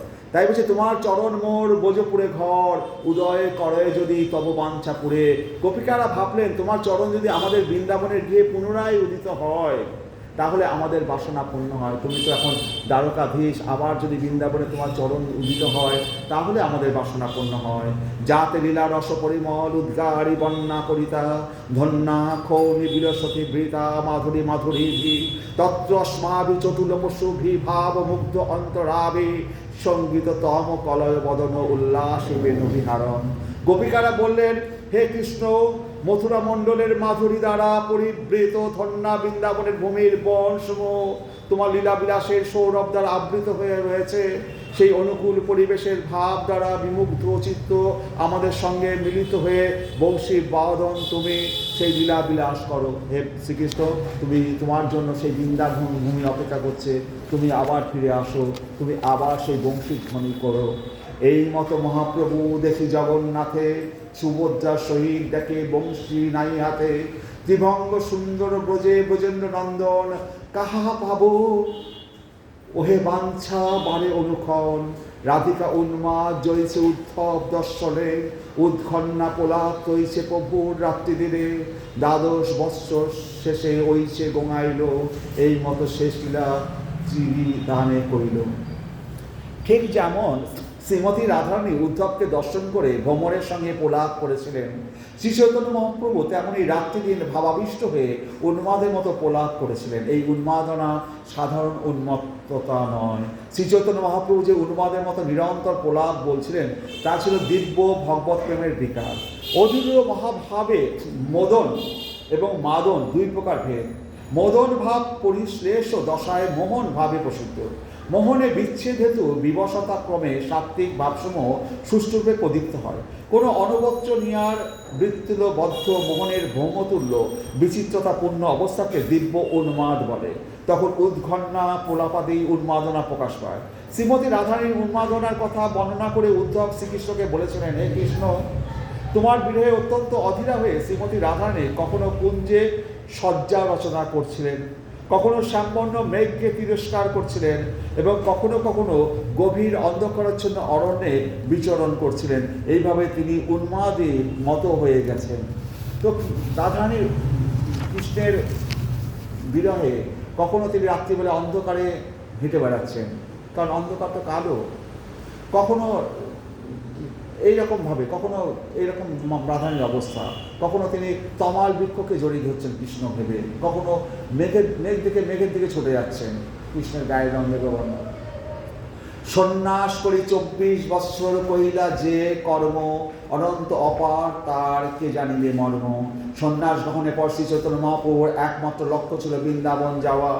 বৈষ্ণবদের সন্ন্যাস গ্রহণের উদ্দেশ্য হচ্ছে সব রকম জড় কার্যকলাপ থেকে নিবৃত্ত হয়ে পূর্ণরূপে ভগবানের সেবায় যুক্ত হওয়া। অনাসক্তস্য বিষয়ান যথা অহমুপযুজ্যত নিবন্ধ কৃষ্ণ সম্বন্ধে যুক্তম বৈরাগ্য মুচ্যতে। আসক্তি রহিত হইয়া নিজ সাধন ভক্তির অনুকূল মাত্র বিষয় গ্রহণকারে বিষয় বিরক্তিকে যুক্ত বৈরাগ্য বলে। তাহাতে কৃষ্ণ সম্বন্ধীয় আগ্রহ দৃষ্ট হয়। অর্থাৎ প্রাকৃত বিষয়ে বিরক্ত কিন্তু কৃষ্ণ সম্বন্ধ বিষয়ে যত্নশীল যে ব্যক্তি অনাসক্ত হইয়া স্বভক্তির অনুকূল মাত্র বিষয় স্বীকার করেন, ভক্তির প্রতিকূল বিষয় পরিত্যাগ করেন, সেই ব্যক্তির তাদৃশ্য বৈরাগ্যকে যুক্ত বৈরাগ্য বলা হয়।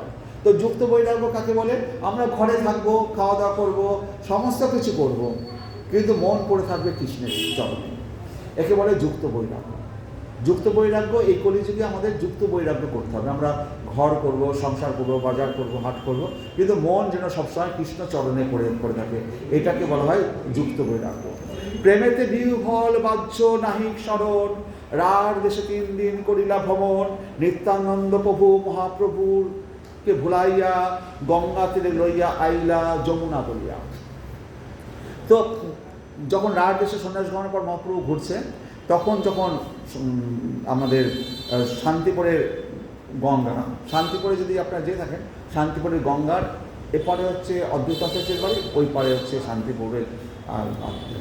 তো ওই পারে যখন নিয়ে এসছে, তখন মহাপ্রভু বলছে যে আমি তো বৃন্দাবনে যাব বলে নিয়ে আসছো, এটা কি বৃন্দাবনের যমুনা? তখন নিত্যানন্দ প্রভু বলছে যে হ্যাঁ, এটাই যমুনা। তো নিত্যানন্দ প্রভু মহাপ্রভু ভুলাইয়া গঙ্গা তীরে লইয়া আইলা যমুনা বলিয়া। তো যমুনা বলে আসার পরে মহাপ্রভু যখন স্নান করছে, তখন দেখতে পাচ্ছে আরে এটা তো যমুনা নয়, এটা তো গঙ্গা। ওপারে তো অদ্বৈত আচার্যের বাড়ি। তখন হুশ এসছে মহাপ্রভু। তখন নিত্যানন্দ প্রভু মহাপ্রভু যখন বলছে নিতাই তুমি আমাকে ভুল বললে কেন, আমাকে গঙ্গায় স্নান করে বলছে যমুনা। বলছে হে মহাপ্রভু, তুমি যেখানে স্নান করবে সেটাই গঙ্গা, সেটাই যমুনা। হ্যাঁ, তুমি যেখানে স্নান করবে সেটাই গঙ্গা হবে, সেটাই যমুনা হয়ে যাবে। ক্ষীর চুরি কথা সাক্ষী গোপাল বিবরণ, নিত্যানন্দ কৈল প্রভুর দণ্ড ভঞ্জন। নিত্যানন্দ জগদানন্দ দামোদর মুকুন্দ, পাছে আসে মিলে সবে পাইল আনন্দ।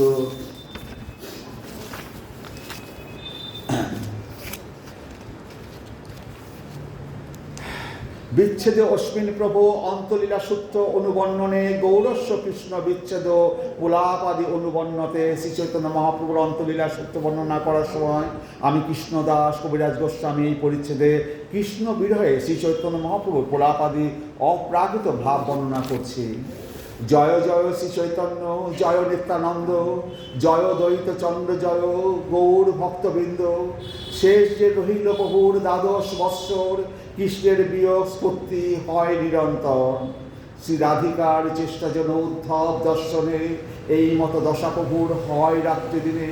নিরন্তর হয় প্রভুর বিরহ উন্মাদ, ভ্রমময় চেষ্টা সদা প্রলাপময় বাদ। রোমকূপে রক্তোদ্গম দন্ত সব হালে, ক্ষণে অঙ্গ ক্ষীণ হয় ক্ষণে অঙ্গ ফুলে। গম্ভীরা ভিতরে রাত্রে নাহি নিদ্রা লব, ভিত্তে মুখ শির ঘষে ক্ষত হয় সব। 3 দ্বারে কপাট প্রভু যায়েন বাহিরে, কবু সিংহ ধারে পড়ে কবু সিন্ধু নীরে। চটক পর্বত দেখি গোবর্ধন ভ্রমে, ধাইয়া চলে আত্মনাদ করিয়া ক্রন্দনে। উপবনোদ্যান দেখি বৃন্দাবন জ্ঞান, তাহা যাই নাচে গায়ে ক্ষণে মূর্ছা যান। কাহা না হয় শুনি যেই ভাবের বিকার, সেই ভাব হয় প্রভুর শরীরে প্রচার। হস্তপদের সন্ধি সব বিতস্তি প্রমাণে, সন্ধি ছাড়ি ভিন্ন হয় চর্মরয় স্থানে। হস্তপদশীল সব শরীর ভিতরে, প্রবিষ্ট হয় কূর্মরূপ দেখিয়ে প্রভুরে। এই যে গম্ভীরা লীলায় মহাপ্রভু রয়েছে, তার কখনো কখনো হাত পাগুলো ভিতরে ঢুকে যাচ্ছে, কুর্ম রূপ ধারণ করছে, কখনো অস্থিসন্ধিগুলো খুলে যেন হাত পা হচ্ছে, কখনো শরীর ক্ষীণ হয়ে যাচ্ছে, কখনো শরীর ফুলে উঠছে, কখনো লঙ্গগুলো রক্তোদ্গমের মতো ফুলে ফুলে উঠছে, হ্যাঁ, দন্ত সব হালে, দাঁতগুলো যেন দুলছে, দাঁতগুলো মানে এই বিরহভাবে মহাপ্রভুর এই অবস্থা। হ্যাঁ, কিন্তু রাধারানীর মধ্যে, এই ভাগবতের রাধারানীর মধ্যে কখনো তার সন্ধি বিচ্ছেদ হয়নি, কখনো তার কর্মাকৃতি হয়নি। সেখানে রাধার আধারটা অনেক বড় ছিল না, কৃষ্ণের আধার, কৃষ্ণ এখানে স্বয়ং কৃষ্ণ চৈতন্য মহাপ্রভুর রাধা ভাবকে অঙ্গীকার করেছে। কিন্তু সে রাধা ভাব অঙ্গীকার করলে কী হবে, রাধার মতো এইভাবে বিরহটাকে সে পেরে উঠছে না, সেটাকে ধরে রাখতে সে পেরে উঠছে না, তার দাঁতগুলো হালছে, তার হাতে রক্ত উদ্গম হয়ে উঠছে, সে কখনো কুর্মাকৃতি, কখনো অস্থি বিয়োগ হচ্ছে, এরকম অবস্থা হচ্ছে। এই মতো অদ্ভুত ভাব, শরীরের প্রকাশ, মনেতে শূন্যতা, বাক্যে হাহাহুতাশ, কাহা মোর প্রাণনাথ মুরলী বদন, কাহা করো কাহা পাও ব্রজেন্দ্র নন্দন, কাহারে কহিব কে বা জানে মোর দুঃখ, ব্রজেন্দ্র নন্দন বেণু কাটে মোর বুক। এই মতো বিলাপ করে বিহবল অন্তর, রায়ের নাটক শ্লোক পরে নিরন্তর। প্রেমচ্ছেদরুজুই অবগচ্ছতি হরি, নায়ং ন চ প্রেম বা, স্থান অস্থানম অবৈতি নাপি, মদন জানাতি ন দুর্বলা। অন্য বেদ ন চ অন্য দুঃখ অখিলম, ন জীবনম বা আশ্রবম, দিত্রাণি এব দিনানি যৌবন ইদম, আহা বিধে কাবতি। শ্রী রাধারানী বিলাপ করে বলছেন, আমাদের কৃষ্ণ ন অবগচ্ছতি, বুঝতে পারে না যে প্রেমচ্ছেদ রুজো, প্রেম বিচ্ছেদ জনিত আঘাতে আমরা কীরকম বেদনা অনুভব করি। প্রেমের কথাই বা কি বলবো, তা স্থান অস্থানম, স্থানাস্থান না জেনে আঘাত করে। মঙ্গলের তো কথাই নেই, কেননা আমরা যে অবলা নারী তা সে বুঝলো না, তাকেই বা কি বলবো। অন্য বেদ ন চ অন্য দুঃখ অখিলম, কেউই অন্যের গভীর দুঃখ বুঝতে পারে না। আমাদের জীবন আমাদের বশে নয়, যৌবন 2-3 দিনের মতো, দিনটি না বেও দিনানি যৌবন ইদম, অল্পক্ষণ স্থায়ী এই যৌবন। হায় এই অবস্থায় হে বিধাতা, হাহা বিধে কার গতি, আমাদের কি গতি হবে হে বিধাতা। তো রাধারানী আক্ষেপ করে বলছে যে আমাদের কৃষ্ণ ন অবগচ্ছতি, সে বুঝতে পারে না যে প্রেম হচ্ছে প্রেমের যে বিচ্ছেদ তা কতটা আঘাত করতে পারে, এবং এই বেদনা আমরা কীভাবে অনুভব করি। প্রেমের কথাই বা কি বলবো, তা স্থান অস্থানম, স্থানাস্থান না জেনে আঘাত করে। মঙ্গলের তো কথাই নেই, কেননা আমরা যে অবলা নারী তা সে বুঝলো না, তাকেই বা কি বলবো। অন্য বেদ ন চ অন্য দুঃখ অখিলম, কেউই অন্যের দুঃখ বুঝতে পারে না, গভীর দুঃখ বুঝতে পারে না। আমাদের জীবন আমাদের বশে নয়, যৌবন 2-3 দিনের মতো, অল্পক্ষণ স্থায়ী। হায় হে অবস্থায় হে বিধাতা, হে বিধে কা গতি, আমাদের কি গতি হবে। রাধারানী আক্ষেপ করে বলছে, উপজিল প্রেমাঙ্কর, ভাঙিল যে দুঃখপুর, কৃষ্ণ তাহা নাহি করে পান, বাহিরে নাগর রাজ, ভিতরে শখের কাজ, পরনারীর বধে সারা সাবধান। উপজিল প্রেমাঙ্কুর, ভাঙিল যে দুঃখপুর, কৃষ্ণ তাহা নাহি করে পান, বাইরে নাগর রাজ, ভিতরে শটের কাজ, পরনারী বধে সাবধান। কৃষ্ণ বিরহে শ্রীমতী রাধারানী বলছেন, হায় আমার দুঃখের কথা কি বলবো। কৃষ্ণের সঙ্গে মিলনের ফলে আমার প্রেমাঙ্কুর উৎপন্ন হয়েছিল, কিন্তু কৃষ্ণ বিচ্ছেদ হেতু সেই প্রেমাঙ্কুরে আঘাত লেগে এখন দুঃখের প্রভাব বইছে। এই রোগের কৃষ্ণই একমাত্র চিকিৎসক, কিন্তু সে এই প্রেমাঙ্কুর রক্ষা করবার কোনো চেষ্টাই করছে না। কৃষ্ণের ব্যবহার কি বলবো, সে বাইরে অত্যন্ত চিত্তাকর্ষক নবযৌবন সম্পন্ন প্রেমিক শিরোমণি, কিন্তু অন্তরে সে হচ্ছে এক মহাপ্রতারক। পরনারী বধ করতে সে অত্যন্ত দক্ষ, বাইরে নাগর রাজ, ভিতরে শঠের কাজ, পরনারী বধে সাবধান। সখী হে না বুঝিয়ে বিধির বিধান, সুখ লাগে কৈলপিত, হইল দুঃখ বিপরীত, এবে যায় না রহে পরাণ। কৃষ্ণ বিরহে বিহ্বল শ্রীমতী রাধারানী বলছে, হে সখী, এই বিধির বিধান বুঝতে না পেরে সুখের জন্য প্রীতি করেছিলাম, ভেবেছিলাম কৃষ্ণের সাথে প্রেম করে একটু সুখ পাবো, কিন্তু এই দুঃখিনীর পক্ষে তার বিপরীত ফল দেখা দিয়েছে। এখন আমার প্রাণ যায় যায় অবস্থা। কুটিল প্রেমা অগবান, নাহি জানে স্থানাস্থান, ভালো বন্ধ নারে বিচারিতে, কুড়ো শটের গুণ ডরে, হাতে গলে বান্ধি মরে, রাখিয়াছে নারী উকাশিতে। কুড়ো শটের গুণ ডরে, কৃষ্ণের গুণডোরে আমি হাতে গলে বান্ধি মরে, আমার হাতে গলায় যেমন এমনভাবে বেঁধে রেখেছে নারী উপাসিতে, সেই বান্ধন থেকে যেন আমি ছিন্ন হতে পারছি না। কুটিল প্রেম আগো আন নাহি জানে স্থানা স্থান, ভালো মন্দ নারে বিচারিতে পুরো শটের গুণডরে হাতে গলে বান্ধি মরে রাখি আছে নারী উপাসিতে। আমাদের কৃষ্ণ তো এরকম। আবার প্রেম বলে যে একটা বস্তু আছে তার কথাই বা কি বলবো। প্রেম স্বভাবতে কুটির ও অজ্ঞান এবং অন্ধ, স্থানাস্থান না বুঝে এবং মন্দ ফলাফল বিচার না করে এই কৃষ্ণ রূপ পুরো শটের গুণরজ্জু আমাকে হাতে গলায় বেঁধে রেখেছে এবং আমি তা ছাড়তে পারছি না। যে মদন তনুহীন পরদ্বয়ে পরবীন পাঁচবান সন্ধে অনুক্ষণ, অবলার শরীরে বিন্দি কইল জ্বর জ্বরে দুঃখ দেয় না লয় জীবন। এই পৃথিকার যে মদন বলে আর একজন রয়েছেন, তার গুণ এই যে তিনি স্বয়ং তনুহীন অথচ পরদ্বয়ে বড়ই প্রবীণ, পঞ্চবাণ বিদ্ধ করে তিনি অবলাদের শরীর জর্জর করেন। তিনি যদি একবারে জীবন নিয়ে নিতেন তাহলে ভালোই হতো, কিন্তু তা না করে তিনি কেবল দুঃখই দিয়ে থাকেন। অন্যের যে দুঃখ মনে অন্যে তাহা নাহি জানে, সত্য এই শাস্ত্রের বিচারে অন্যজন কাহা লিখি না জনে প্রাণসখী যাতে কয়ে ধৈর্য ধরিবারে। শাস্ত্র বলে যে একের দুঃখ অন্যে জানতে পারে না। এ সম্বন্ধে অপরের কথা কি বলবো? আমার ললিতাদি প্রাণসখীরা আমার দুঃখ বুঝতে না পেরে কখনো কখনো বলে, হে সখী ধৈর্য ধরো, এই কথা বারবার আমার কাছে বলতে থাকে। বলছে অন্যের যে দুঃখ মনে অন্যে তাহা নাই জানে, কারণ নিজের দুঃখ অন্যেরা কেউ কী বুঝবে। সত্য এই শাস্ত্রের বিচারে অন্যজন কাহা লিখি না জানো এ প্রাণসখী, আমার যে প্রাণসখী ললিতা বিশাখা তারাও বুঝতে পারে না। তারা কি বলে? যাতে কয়ে ধৈর্য ধরিবারে, তারা শুধু আমাকে ধৈর্য ধরার কথা বলে। কৃষ্ণ কৃপা পারাবার প্রভু করিবেন অঙ্গীকার, সখী তোরে ব্যর্থ জীব বচন, জীবের জীবন চঞ্চল যেন পদ্মপত্রের জল, ততদিন জীবে কোন জন। বলছে কৃষ্ণ কৃপা পারাবার, তুই যে বলছিস যে কৃষ্ণ কৃপা করবেন প্রভু করিবেন অঙ্গীকার, কখনো তিনি তাকে তোমাকে পত্নী হিসাবে বা প্রেমিকা হিসাবে গ্রহণ করবেন। সখী তোরের ব্যর্থ বচন, এই কথা তোর ভুল কথা। জীবের জীবন চঞ্চল যেন পদ্মপত্রের জল, পদ্মপাতায় জল যখন তখন পড়ে যায়, জীবের জীবন চঞ্চল, যখন তখন আমার এই দেহ চলে যেতে পারে। ততদিন জীবে কোন জন, ততদিন কে বেঁচে থাকবে? কবে কৃষ্ণ কৃপা করবে? আমি বলি হে সখী, তুমি বলছো কৃষ্ণ কৃপা সমুদ্র, কখনো না কখনো তোমাকে অঙ্গীকার করবেন। তোমার এই কথা কিন্তু আমাকে সান্ত্বনা দিতে পারে না, কেননা এই জীবন পদ্মপাতার জলের মতো চঞ্চল। কৃষ্ণের কৃপা লাভ করা পর্যন্ত কে বেঁচে থাকবে? শত বৎসর পর্যন্ত জীবের জীবন অন্ত, এই বাক্য কহ না বিচারী। নারীর যৌবন ধন, যারে কৃষ্ণ করে মন, সে যৌবন দিন দুই চারি। মানুষ 100 বছরের বেশি বাঁচে না। আবার বিচার করে দেখো, কৃষ্ণের চিত্ত আকর্ষণকারী রমণীর যৌবন ধন অল্প কয়েকদিনের জন্যই কেবলমাত্র স্থায়ী হয়। অগ্নি জ্বলছে নিজ ধাম, দেখাইয়া অভিরাম, পতঙ্গিরে আকর্ষিয়া মারে। কৃষ্ণ হইছে নিজ গুণ, দেখাইয়া হরে মন, পাছে দুঃখ সমুদ্রেতে ডারে। তো অগ্নি কী করে? কীট পতঙ্গদেরকে আকর্ষণ করে, কীট পতঙ্গ এসে আগুনের মধ্যে ঝাঁপ দিয়ে মরে। তো অগ্নি জ্বলছে নিজ ধাম, দেখাইয়া অভিরাম, পতঙ্গিরে আকর্ষিয়া মারে।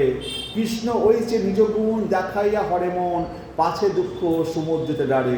তুমি যদি বলো যে কৃষ্ণ হচ্ছে অপরাজিত গুণের সমুদ্র স্বরূপ, কোনো এক সময় অবশ্যই সে কৃপা করবে, তাহলে আমি বলি অগ্নি যেমন নিজের আলোক দেখিয়ে পতঙ্গীদের আকর্ষণ করে মেরে ফেলে, কৃষ্ণ গুণও তেমনই গুণের চাকচিক্য দেখিয়ে নারীদের মন আকর্ষণ করে এবং তাদের বিচ্ছেদ রূপ দুঃখ সমুদ্রে একেবারে ডুবিয়ে দেয়। এতে বিলাপ করি বিষাদেশী গৌর হরি, উখারিয়া দুঃখের কপাট, ভাবের তরঙ্গ বলে নানারূপের মন চলে, আর এক শ্লোক কইল পাঠ। এইভাবে গভীর বিষাদে বিলাপ করে শ্রী গৌর হরি আমাদের মহাপ্রভু সেই গম্ভীরায় তার বিচ্ছেদ ধারা উন্মুক্ত করলেন। ভাবের তরঙ্গ প্রবাহে তার চিত্ত প্রবাহিত হয়, আর সেই অবস্থায় তিনি এইরূপ আরেকটি শ্লোক পাঠ করছেন। শ্রীকৃষ্ণ রূপ আদি নিষেবনম বিনা, ব্যর্থানি মে অহানি অখিল ইন্দ্রিয়ানি অলম, পাষাণ শুষ্ক ইন্ধন ভারকামি অহ বিভমি বা তানি কথম হতত্রপ। হে সখী, শ্রীকৃষ্ণের রূপ গুণ লীলা আদি নিষেবনম সেবন না করে আমার দিনগুলি এবং সমস্ত ইন্দ্রগুলি ব্যর্থ হয়েছে। হে সখী, শ্রীকৃষ্ণের রূপ গুণ লীলা আদি নিষেবনম সেবন না করে আমার দিনগুলি, আমার যে সমস্ত ইন্দ্রগুলি ব্যর্থ হয়েছে। এমন পাষাণ ও শুকনো কাঠের ভারের মতো এই ইন্দ্রগুলিকে আমি নির্লজ্জ হয়ে কীভাবে ধারণ করতে সমর্থ হব? এই যে আমার ইন্দ্রগুলি যদি ভগবানের কৃষ্ণের সেবায় যদি কাজে না লাগে, তাহলে এই ভার, এই ইন্দ্রগুলোকে নিয়ে আমি কি করব? তো এই বলা হয় না, পঞ্চ জ্ঞানেন্দ্রিয়া দিয়ে কৃষ্ণকে সেবন করা, চোখ দিয়ে ভগবানকে দর্শন করা, মুখ দিয়ে ভগবানের গুণলীলা কীর্তন করা, কান দিয়ে ভগবানের গুণলীলা শ্রবণ করা। বংশী গানামৃত ধাম লাবণ্যামৃত জন্মস্থান, যে না দেখে সে চাঁদ বদন, সে নয়নে কিবা কাজ করুক তার মুন্ডে বাজ, সে নয়ন রহে কি কারণ। যদি বংশী গানামৃত ধাম লাবণ্যামৃত জন্মস্থান, যে না দেখে সে চাঁদ বদন, এই চাঁদ বদন বংশী হাতে শ্রীকৃষ্ণকে যে না দেখে, সে নয়নে কিবা কাজ, তার নয়ন থেকে কি লাভ? সে তো ময়ূর পলকের মুখ গুচ্ছে সে নয়ন, পড়ুক তার মুন্ডে বাজ পড়ুক, সে নয়ন রহে কি কারণ। সে নয়নের কোনো দরকার নেই। যে নয়ন দিয়ে এই শ্রীকৃষ্ণ রাধারানীকে দর্শন করে না, সে নয়নে কোনো কাজ নেই, তার মুন্ডে বাজ পড়ুক, সে তার কোনো দরকার নেই। যে চক্ষু শ্রীকৃষ্ণের মুখচন্দ্র সহ সুন্দর বদন দর্শন করে না, যা হচ্ছে সমস্ত সৌন্দর্য এবং বংশী গীতরূপ অমৃতের উৎস, সেই চক্ষুর কি প্রয়োজন? তার মাথায় বাজ পড়ুক, সেই চোখ রেখে কি লাভ? সখী হে শুনো মোরে হতবিধি বল, মোর বপু চিত্তমল সকল ইন্দ্রগণ, কৃষ্ণ বিনু সকল বিফল। বলছে, হে সখী, কৃপা করে আমার কথা শোনো। বিধাতা কর্তৃক প্রদত্ত আমার সমস্ত বল আমি হারিয়ে ফেলেছি। শ্রীকৃষ্ণ ব্যতীত আমার দেহ, চেতনা, মন এবং আমার সমস্ত ইন্দ্রিয়গণ ব্যর্থ হয়েছে। কৃষ্ণের মধুর বাণী অমৃতের তরঙ্গিনী, তার প্রবেশ নাহি যে শ্রবণে। কানা করি ছিদ্র সম জানিও যে সে শ্রবণ, তার জন্ম হইল অকারণে। কৃষ্ণের মধুর বাণী অমৃতের তরঙ্গের মতো। সেই অমৃত যদি কর্ণকুহরে প্রবেশ না করে, তাহলে সেই কর্ণ কানাকড়ির ছিদ্রের মতো অকারণে সেই কর্ণের সৃষ্টি হয়েছে। তাহলে যদি কৃষ্ণের যদি অমৃতর বাণী যদি কানে প্রবেশ না করে, তাহলে সেই কানাকড়ির ছিদ্রের মতো সেই কর্ণে সর্ববাস করে থাকে, সাপ বাস করে।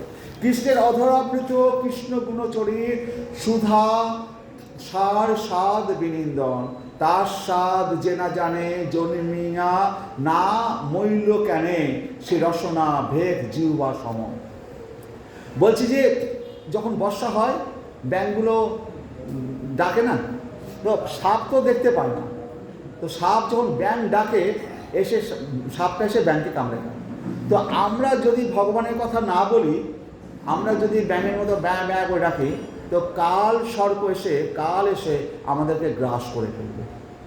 তাই বলছে, তার স্বাদ যে না জানে জন্মিয়া না মইল কেনে, সে রসনা ভেক জিহ্বা সম। যদি আমরা এই জিহ্বা দিয়ে যদি কথা বলি, খাবার খাই, জিহ্বা যদি বক বক করি, তাহলে এই কাল সাপ আমাদেরকে সে কামড়ে খাবে। মৃগমদ নীলোৎপল মিলনে যে পরিমল, সেই ঘরে তার গর্বমান। হেন কৃষ্ণ অঙ্গগন্ধ যার নাই সে সম্বন্ধ, সেই নাসা ভস্তার সমান। কৃষ্ণ কর পদতল কোটিচন্দ্র সুশীতল, তার স্পর্শ যেন স্পর্শমণি। তার স্পর্শ নাহি যার, সে যাউক ছাড়খাড়, সেই বপু লঘু সমজানে। করি এত বিলাপন প্রভু শচীনন্দন, উঘারিয়া হৃদয়ের শোক, দৈন্য নির্বেদ বিষাদে হৃদয়ের অবসাদে, পুনরপি পরে এক শ্লোক। যদা জাত দৈবাত মধুরিপু অসৌ লোচন পথম, তদা অস্মাকম চেত মদন হেত হতকেন আহুতম অভূত। পুনর্যস্মিন এষ খনম ও বিদিশ অতি পদবীম, বিধাস্যাম তস্মিন অখিল ঘটিকা রক্তপচেতা।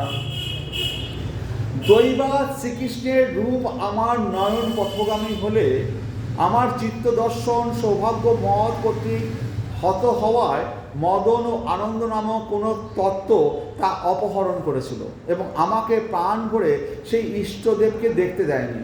আবার যখন পুনরায় সেই কৃষ্ণস্বরূপ দেখতে পাবো, তখন সেই সময়কে আমি বহু রত্ন দিয়ে অলঙ্কৃত করব। তাহলে এইখানে বলছে রাধারানী যে একবার আমার সাথে কৃষ্ণের দর্শন হয়েছিল। তো কৃষ্ণের দর্শন হওয়ার পরে আমার ভিতরে যে মদন এবং আনন্দ এতটাই হয়ে উঠেছিল যে আমার কৃষ্ণ দর্শনটা সেইভাবে হয়ে ওঠেনি। রাধারানী কাছে গোপীরা, ললিতা বিশাখা বলছে, রাধারানী বলছে আজকে আমার কৃষ্ণ দর্শন হলো না। ললিতা বিশাখা বলছে আরে এই মাত্র তোমাকে কৃষ্ণ দর্শন করে নিয়ে আসলাম, পাশে বসেছিলে এতক্ষণ, তোমাকে নিয়ে আসলাম আর তুমি মিথ্যা কথা বলছো, তোমার কৃষ্ণ দর্শন হলো না? রাধারানী তুমি কি আজকাল মিথ্যা কথা বলছো? রাধারানী বলছে যে দেখ, তোরা তো আমার কৃষ্ণের পাশে বসিয়েছিলেন, আমি কৃষ্ণের পায়ের নখের দিকে যখন তাকিয়েছি না, ওইখানেই আমার চোখটা স্থির হয়ে গেছে, ওই চোখটা আর আমি উপরে তুলতে পারিনি। কৃষ্ণের একটা অঙ্গের দিকে তাকালে আর কোনো অঙ্গের দিকে, সেইটা অঙ্গ যে রস আস্বাদন করে যে আরেকটা অঙ্গের দিকে তাকাবো, সেই সময়টুকু আর পাইনি, আমার কৃষ্ণ দর্শন হয়নি। তো এইরকম কৃষ্ণ দর্শন চাই। তাই দৈবা শ্রীকৃষ্ণের রূপ আমার নয়ন পথগামী হলে আমার চিত্ত দর্শন সৌভাগ্য মদ কর্তৃক হত হওয়ায় মদন ও আনন্দ নামক কোনো তত্ত্ব তা অপহরণ করেছিল এবং আমাকে প্রাণ ভরে সেই ইষ্টদেবকে দেখতে দেয়নি। আবার যখন পুনরায় সেই কৃষ্ণস্বরূপ দেখতে পাবো, আবার যদি কখনো আবার কৃষ্ণের সাথে আমার দর্শন ঘটে, তখন সেই সময়কে আমি বহু রত্ন দিয়ে অলঙ্কৃত করব, সেই সময়কে ধরে রাখবো। রাধারানী বলছে সময়কে ধরে রাখতে হবে, যে পারা যায়, সেই সময়কে বাঁধিয়ে রাখা যায়।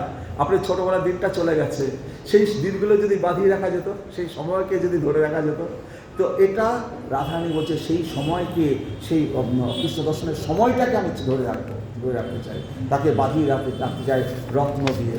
যে কালে বা স্বপনে দেখিনু বংশী বদনে, সেই কালে আইলা দুই গৌরী, আনন্দ আর মদন হরি নীল মোর মন, দেখিতে পাইনু নেত্র ভরি। পুনঃ যদি কোনো ক্ষণ করায় কৃষ্ণ দর্শন, তবে সেই ঘটি ক্ষণ পল দিয়া মাল্য চন্দন নানা রত্ন আভরণ অলঙ্কৃত করিমু সকল।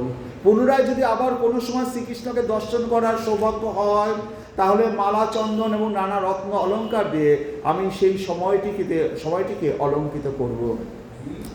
ক্ষণে বাহ্য হইল মন, আগে দেখো দুইজন তারে পুছে, আমি না চৈতন্য স্বপ্ন প্রায় কি দেখিনু, কিবা আমি পোলাপিনু, তোমরা কিছু শুনিয়াছ দৈন্য।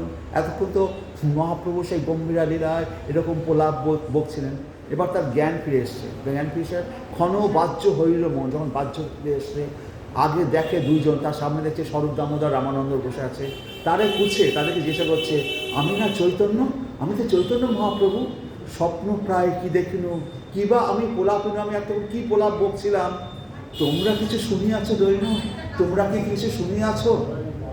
শুনো মোর প্রাণের বান্ধব, নাহি কৃষ্ণ প্রেমধন, দরিদ্র মোর জীবন, দেহেন্দ্র বৃথা মোর সব। বলছে কৃষ্ণ নাহি কৃষ্ণ প্রেমধন, দরিদ্র মোর জীবন। যদি দরিদ্র কারা? যাদের কৃষ্ণ প্রেমধন নেই তারা দরিদ্র। ওই কোটি কোটি টাকার 10 তলা বাড়ি থাকলে কোনো লাভ নেই। যদি কৃষ্ণ প্রেমধন যদি না থাকে, সে জীবন দরিদ্র। যদি কৃষ্ণ প্রেমধন থাকে, সে হচ্ছে করোড়পতি। হ্যাঁ, কৃষ্ণ প্রেমধন থাকা চাই। ওই বড় বড় এই কৃষ্ণ, তাই বলছে নাহি কৃষ্ণ প্রেমধন, দরিদ্র মোর জীবন, দেহেন্দ্র বৃথা মোর সব। তাহলে আমি একজনকে দেখলাম যে সে করোড়পতি, তার হাতে পায়ে হাঁটতে পারে না, বসতে পারে না, বিছানায় তাকে শুইয়ে দিতে হয়, তুলতে হয়। তাহলে ধন দৌলত দিয়ে কী হবে? এই শরীরটাই যদি না থাকে, ওই ধন দৌলত দিয়ে টাকা পয়সা দিয়ে তো শরীর ঠিক করা যাবে না। তো আসল তো ভগবানের কৃপা, এই প্রেম ধন। তো ওই যদি ওই ধন কাজে না লাগলো, তাহলে ধন দিয়ে কী হবে? আসল হচ্ছে কৃষ্ণ প্রেমধন। যদি নাহি কৃষ্ণ প্রেমধন, দরিদ্র মোর জীবন, দেহেন্দ্রিয়ে বৃথা মোর সব। পুনঃ কহে হায় হায় শোনো স্বরূপ রাম রায়, এই মোর হৃদয় নিশ্চয়, শুনি করহ বিচার, হয় নয় কহসার, এত বলি শ্লোক উচ্চারয়। কই অবরহিত পেন মম নাহি হই, মানুষের গোত্র জয়ী হই কশস্য বিরহে, হন্তাস্মে কো জিয়ই। ভগবত প্রেম কই অবরোহী অম, সব রকম কৈতব রহিত। ভগবত প্রেম সব রকম কৈতব রহিত এবং তা এই লোচ্য জড়জগতে কখনোই প্রকাশিত হয় না।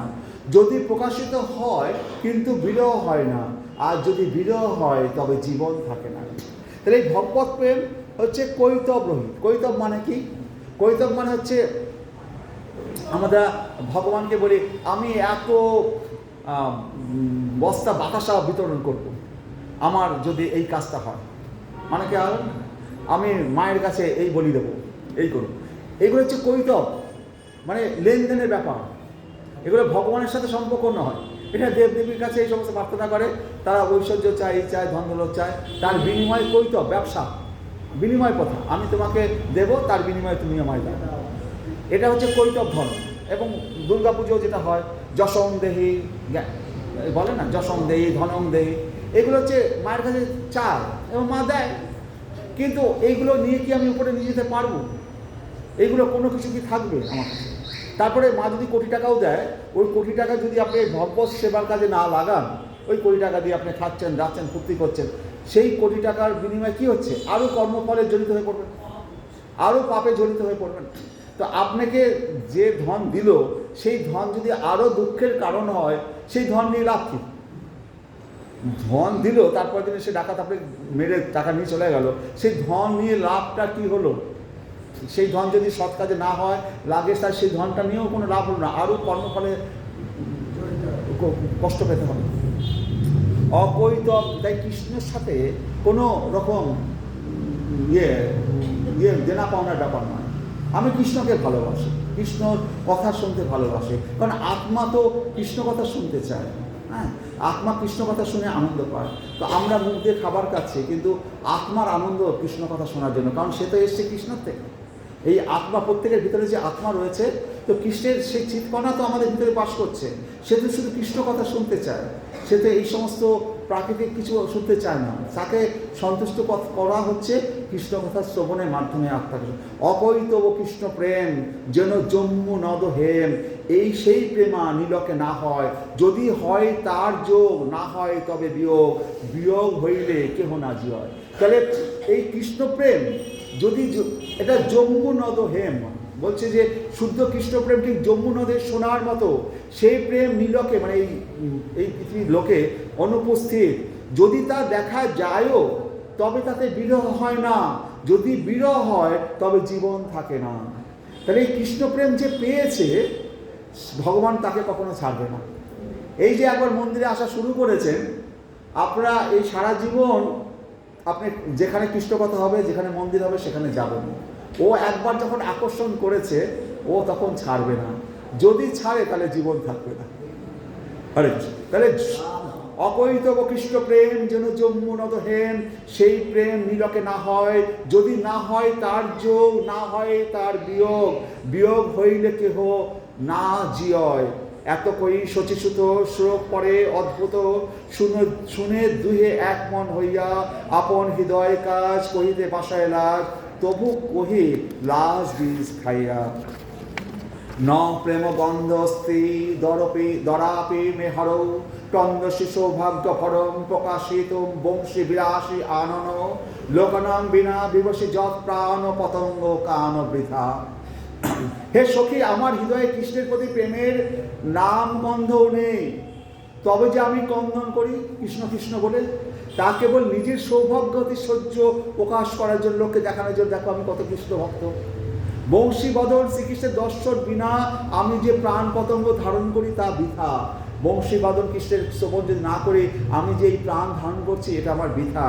দূরে শুদ্ধ প্রেমগন্ধ, কপাট প্রেমের বন্ধ, সেহ মোর নাহি কৃষ্ণ পায়, তবে যে করি ক্রন্দন সৌভাগ্য প্রক্ষোপণ করিয়া জানিও নিশ্চয়। যাতে বংশীধ্বনি সুখ না দেখি সে চাঁদ মুখ, যদ্যপি নাহি আলম্বন, নিজ দেহে করি প্রীতি, কেবল কামের রীতি, প্রাণ কীটের করিয়ে ধারণ। বলছে যদিও আমি বংশীবাদনরত কৃষ্ণের চন্দ্র সদৃশ মুখমণ্ডল দর্শন করতে পারি না, এবং যদিও তার সঙ্গে আমার মিলন হওয়ার কোনো সম্ভাবনা নেই, তথাপি আমার দেহের প্রতি আসক্তি পোষণ করি, সেটি কেবল আমার কামের রীতি। এইভাবে আমি আমার প্রাণকে ধারণ করছি। এইভাবে মহাপ্রভু নিজেকে খেদ করছেন, নিজেকে দোষী বলছেন যে দেখো আমি তো ভগবানকে দর্শন পাচ্ছি না, আমি তো কৃষ্ণকে দর্শন পাচ্ছি না। মহাপ্রভু স্বয়ং শ্রীকৃষ্ণ সে কিনা এই কথাগুলো বলছে, নিজের কৃষ্ণ হয়ে সে এই কথা বলছে যে যদিও আমি বংশীবদনরত কৃষ্ণের চন্দ্র সদৃশ্য মুখমণ্ডল দর্শন করতে পারছি না, যদিও তার সঙ্গে আমার মিলন হওয়ার কোনো সম্ভাবনা নেই, তথাপি আমার দেহের প্রতি আসক্তি পোষণ করি। আমি ভালো মন্দ করে দেহটাকে ভালো করছি, আসক্তি পোষণ করি, সেটি কেবল আমার কামের রীতি। এইভাবে আমি আমার প্রাণকীটকে ধারণ করছি। এটা তো করা উচিত নয়, আমি আমার প্রাণকীটকে ধারণ করছি। এটা অ্যাকচুয়ালি মহাপ্রভু আমাদেরকে বলতে চাইছে যে আমরা কিভাবে এই দেহটাকে ধারণ করে আছি। এই প্রাণের জন্য সে স্নো পাউডার সমস্ত কিছু মাখছি, দুবেলা স্নান করছি, ভালো জামা কাপড় পরছি, কিন্তু এই দেহটা তো আমার নয়। এই দেহটা আমরা একটা পোশাক পরে আছি।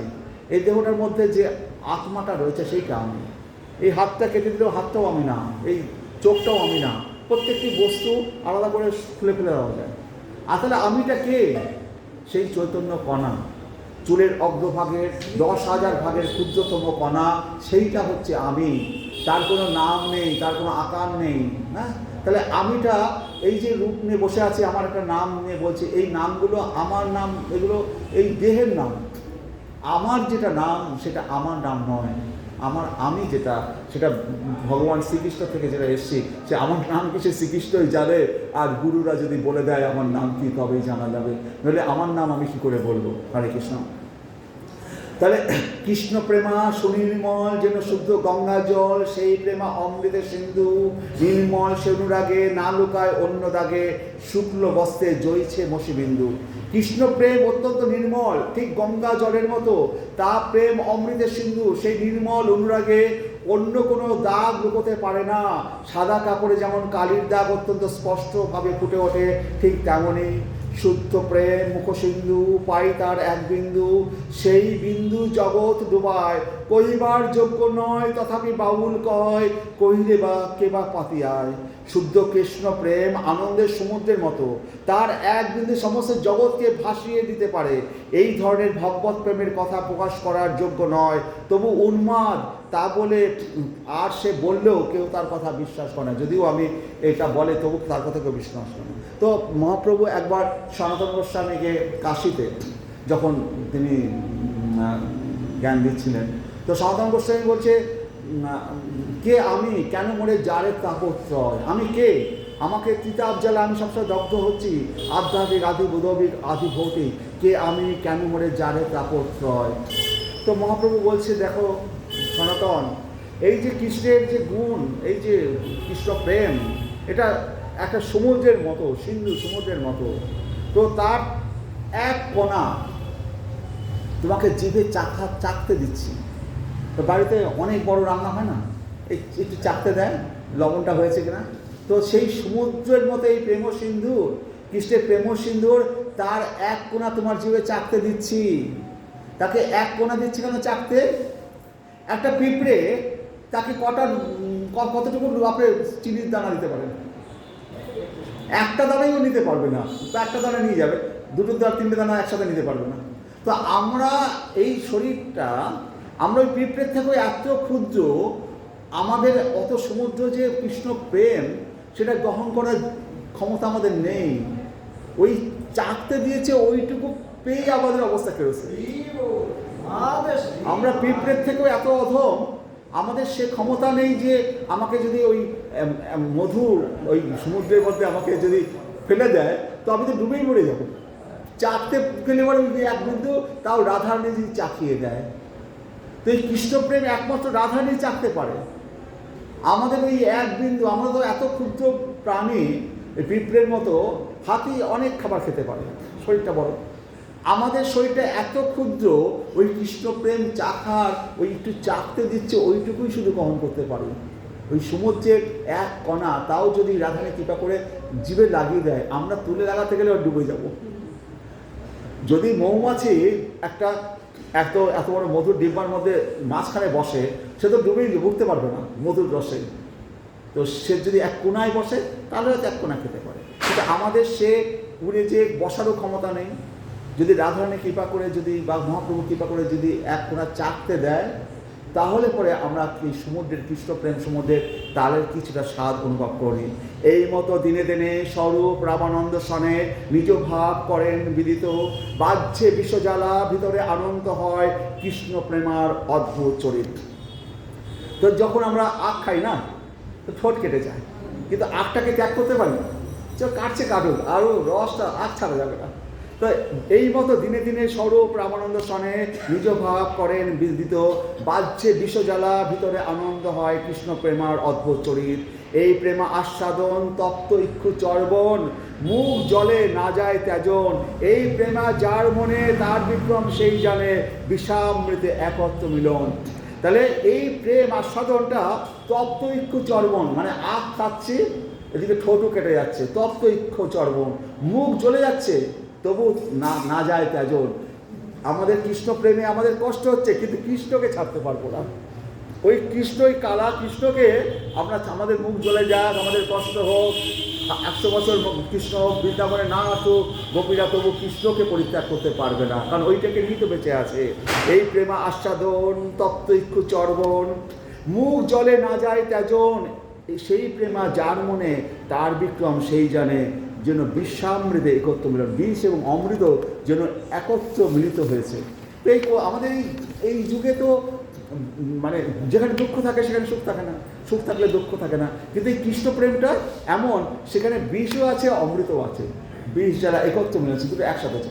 পীড়াভিনব কাল কুটকুটতা গর্বস্ব নির্বাসন, নিঃসন্দেহ মুদাম সুধা মধুরিমা অহংকার সংকোচন।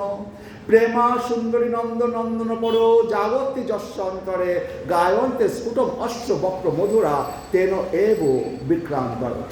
শ্রী চৈতন্য মহাপ্রভু বলছেন, হে সুন্দরী নন্দ নন্দন সম্বন্ধীয় প্রেমা যার হৃদয়ে জাগরিত হয়েছে, তার বক্র মধুর ভাব বিক্রম সমূহ স্পষ্টভাবে প্রকাশ পায়। সেই প্রেমা দুইভাবে কার্য করে, অর্থাৎ নতুন সর্প বিষের কুটতার গর্বকে সজাত সেবার দ্বারা নির্বাসিত করে। তো যদি সাপ থাকে না, তো সাপের বাচ্চাগুলো যে ছোটো ছোটো সাপ, তাদের বিষটা হচ্ছে ভয়ঙ্কর। বড় সাপের বিষে অত জ্বালা হয় না, কিন্তু নবকাল কুটুতা, নবকাল করে মানে নতুন যে ছোটো ছোটো সাপ হয়েছে, একটু একটু সাপের বাচ্চা হয়েছে, সেই সাপ যদি কামড়ায় তার বিষের আধিক্যটা অনেক বেশি, অনেক জ্বালা করে। তাই বলছে যে সেই প্রেম দুইভাবে কার্য করে, অর্থাৎ নতুন সর্প বিষের কুটতার গর্বকে সজাত সেবার দ্বারা নির্বাসিত করে, অর্থাৎ চরম দুঃখের উদয় করায়। আবার আনন্দের বর্ষণ দ্বারা অমৃত মাধুর্য রূপ অহংকার তার সংকোচনকারী পরম সুখ প্রদান করে। যে কালে দেখে জগন্নাথ শ্রীরাম সুভদ্রা সাথ, তবে জানি আইলাম কুরুক্ষেত্রে, সফল হইল জীবন দেখিল পদ্মলোচন, জুড়াইল তনু মন নেত্র।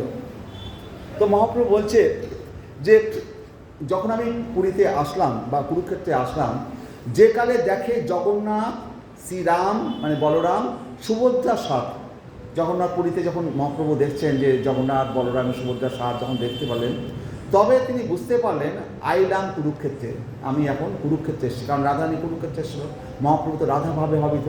তবে আমি আইলাম কুরুক্ষেত্রে, সফল হইল জীবন দেখিল পদ্মলোচন, জুড়াইল তনু মন নেত্র। তো রাধারানী 100 বছর বাদে কুরুক্ষেত্রে তারা মিলিত হয়েছিল, রাধা এবং শ্রীকৃষ্ণ। তাই বলছে যখন দেখতে পেলাম যে রথে জগন্নাথ বলরাম এবং সুভদ্রা রয়েছে, তখন বুঝতে পারছি আমি এখন কুরুক্ষেত্রে এসেছি। সফল হইল জীবন দেখিল পদ্মলোচন, সেই কৃষ্ণকে আজকে আবার দেখতে পাচ্ছি, জুড়াইল তনু মন নেত্র। গরুরের সন্নিধানে রহি করে দর্শনে, সে আনন্দের কি কহিব বলে। তো পুরীর জগন্নাথ মন্দিরে গরুরের সন্নিধানে মহাপ্রভু দাঁড়িয়ে থাকতেন, হাতটা বাঁ হাতটা এরকম রেখে, হাতের ছাপ পড়ে গেছিল। রহি করে দর্শনে, সে আনন্দের কি কহিব বলে। গরুর স্তম্ভের তলে আছে এক নিম্ন খালে, সে খাল ভরিল অশ্রু জলে। তা হইতে ঘরে আসি মাটির উপরে বসে, নখে করে পৃথিবী লিখন, হাহা কাহা বৃন্দাবন, কাহা গোপেন্দ্র নন্দন, কাহা সেই বংশী বদন। তো মহাপ্রভু সেই দর্শন করে, পুরীর জগন্নাথ বলরাম সুভদ্রা দর্শন করে যদি যখন গম্ভীরা লীলায় আসেন, তখন মহাপ্রভু এইভাবে বসেন, পা দুটো এরভাবে করে এভাবে বসেন, হাত দিয়ে আঙুলের নখ দিয়ে তিনি লিখছেন, আহা হইতে ঘরে আসি মাটির উপরে বসে নখে করি পৃথিবী লিখন। কাহা হা কাহা বৃন্দাবন, কাহা গোপেন্দ্র নন্দন, কাহা সেই বংশী বদন, কাহা সে ত্রিভঙ্গ ঠাম, কাহা সেই বেণুগান, কাহা সেই যমুনা পুলিন, কাহা সে রাস বিলাস, কাহা নৃত্য গীত হাস, কাহা প্রভু মদন মোহন। উঠিল নানা ভাবাবেগ, মনে হইল উদ্বেগ, ক্ষণমাত্র নারে গঙ্গাইতে, প্রবল বিরহ নলে ধৈর্য হইল টলমলে, নানা শ্লোক লাগিলা পড়িতে। অমনি অধন্যানি দিন অন্তরানি পুরে তৎ অলোকনম অন্তরেণ। অনাথ বন্ধ করুণৈক সিন্ধু, হা হন্ত কথাম নয়ামে। হে হরি, হে অনাথের বন্ধু, হে করুণার একমাত্র সমুদ্র, তোমার দর্শন বিনা আমার এই অশুভ দিবারাত্র সকল কিভাবে যাপন করব। তোমার দর্শন বিনে অধন্য এ রাত্রি দিনে এই কাল না যায় কাটন। তুমি অনাথের বন্ধু, অপার করুণা সিন্ধু, কৃপা করি দেহ দর্শন। উঠিল ভাব ও চাপল, মন হইল চঞ্চল, ভাবের গতি বুঝন না যায়। অদর্শনে পড়ে মন, কেমনে পাবো দর্শন, কৃষ্ণ তাই পুছে নুপায়। হরে কৃষ্ণ। তৎশৈশবম ত্রিভুবন অদ্ভুতম ইতি তবেহি মত চাপলম চ তব বা মম বা অধিগম্যম তৎকিম পরমে বিরলম মুরলী বিলাসী মুগ্ধম মুখ অম্বুজম উদীক্ষিতম ইক্ষানাভ্যাম। হে বংশী বিলাসী কৃষ্ণ, তোমার শৈশব মাধুর্য ত্রিভুবনের মধ্যে অদ্ভুত। তোমার চাপল্য তুমি জানো এবং আমি জানি, আর কেউ জানে না। এই নয়ন দিয়ে নির্জনে তোমার মুখকমল দর্শন করার জন্য এখন আমি কি করব? তোমার মাধুরী বলো, তাতে মোর চপল। এই দুই তুমি আমি জানি। কাহা করো, কাহা যাও, কাহা গেলে তোমা পাও, তাহা মোরে কহ তো আপনি। নানা ভাবের প্রাবল্য হইল সন্ধি সাবল্য, ভাবে ভাবে হইল মহারণ।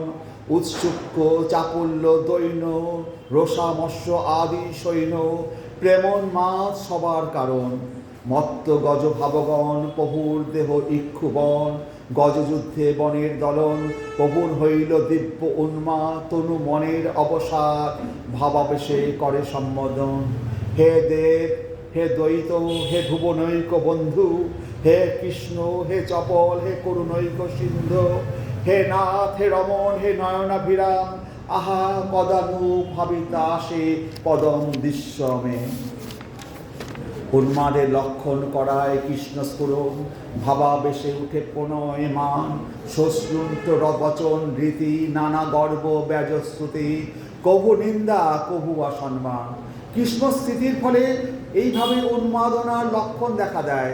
ভাবাবেশে মান, প্রণয়, শল্যুন্ত বচন, মান, গর্ব এবং ব্যাজস্তুতি আদি প্রকাশ হয়। এইভাবে মহাপ্রভু কখনো শ্রীকৃষ্ণের নিন্দা করছেন, আবার কখনো তার সম্মান। তুমি দেব ক্রীড়ারত, ভুবনেরও নারী যত, তাহে করো অভীষ্ট কিরণ।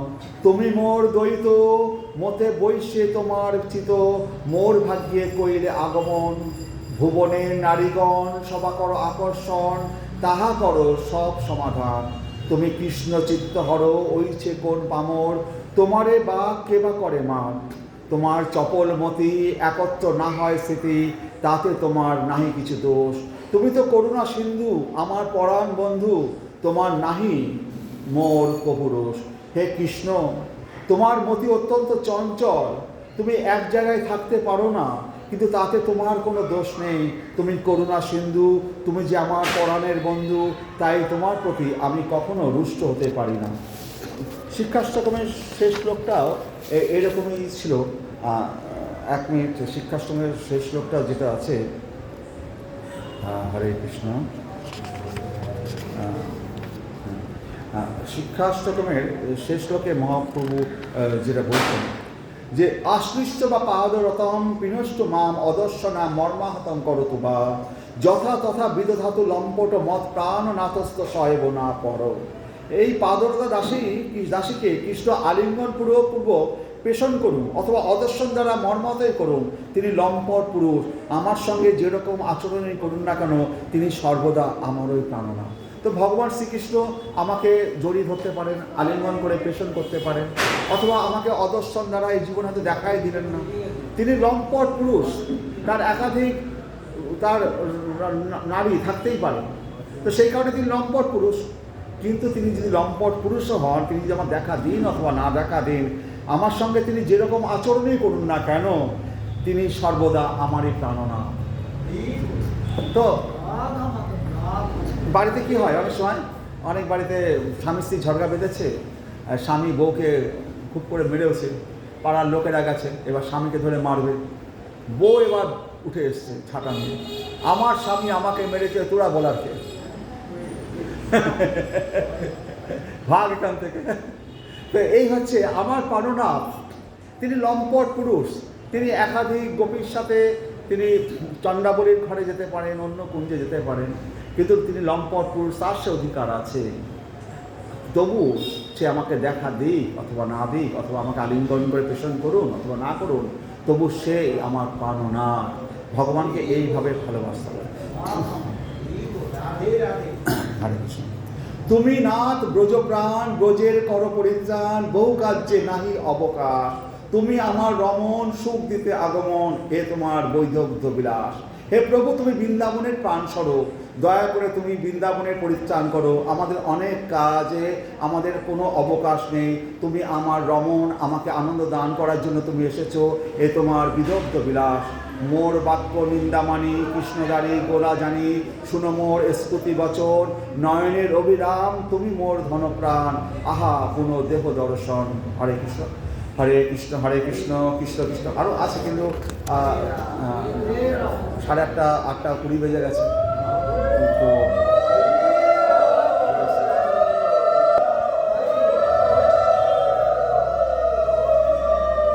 একটু হরে কৃষ্ণ করুন, কেউ এসে একটু হরে কৃষ্ণ, হরে কৃষ্ণ, কৃষ্ণ কৃষ্ণ, হরে হরে, হরে রাম, হরে রাম। একটু হরে কৃষ্ণ করুন।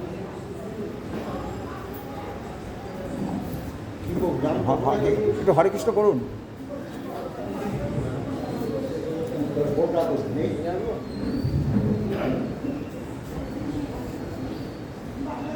হরে কৃষ্ণ, হরে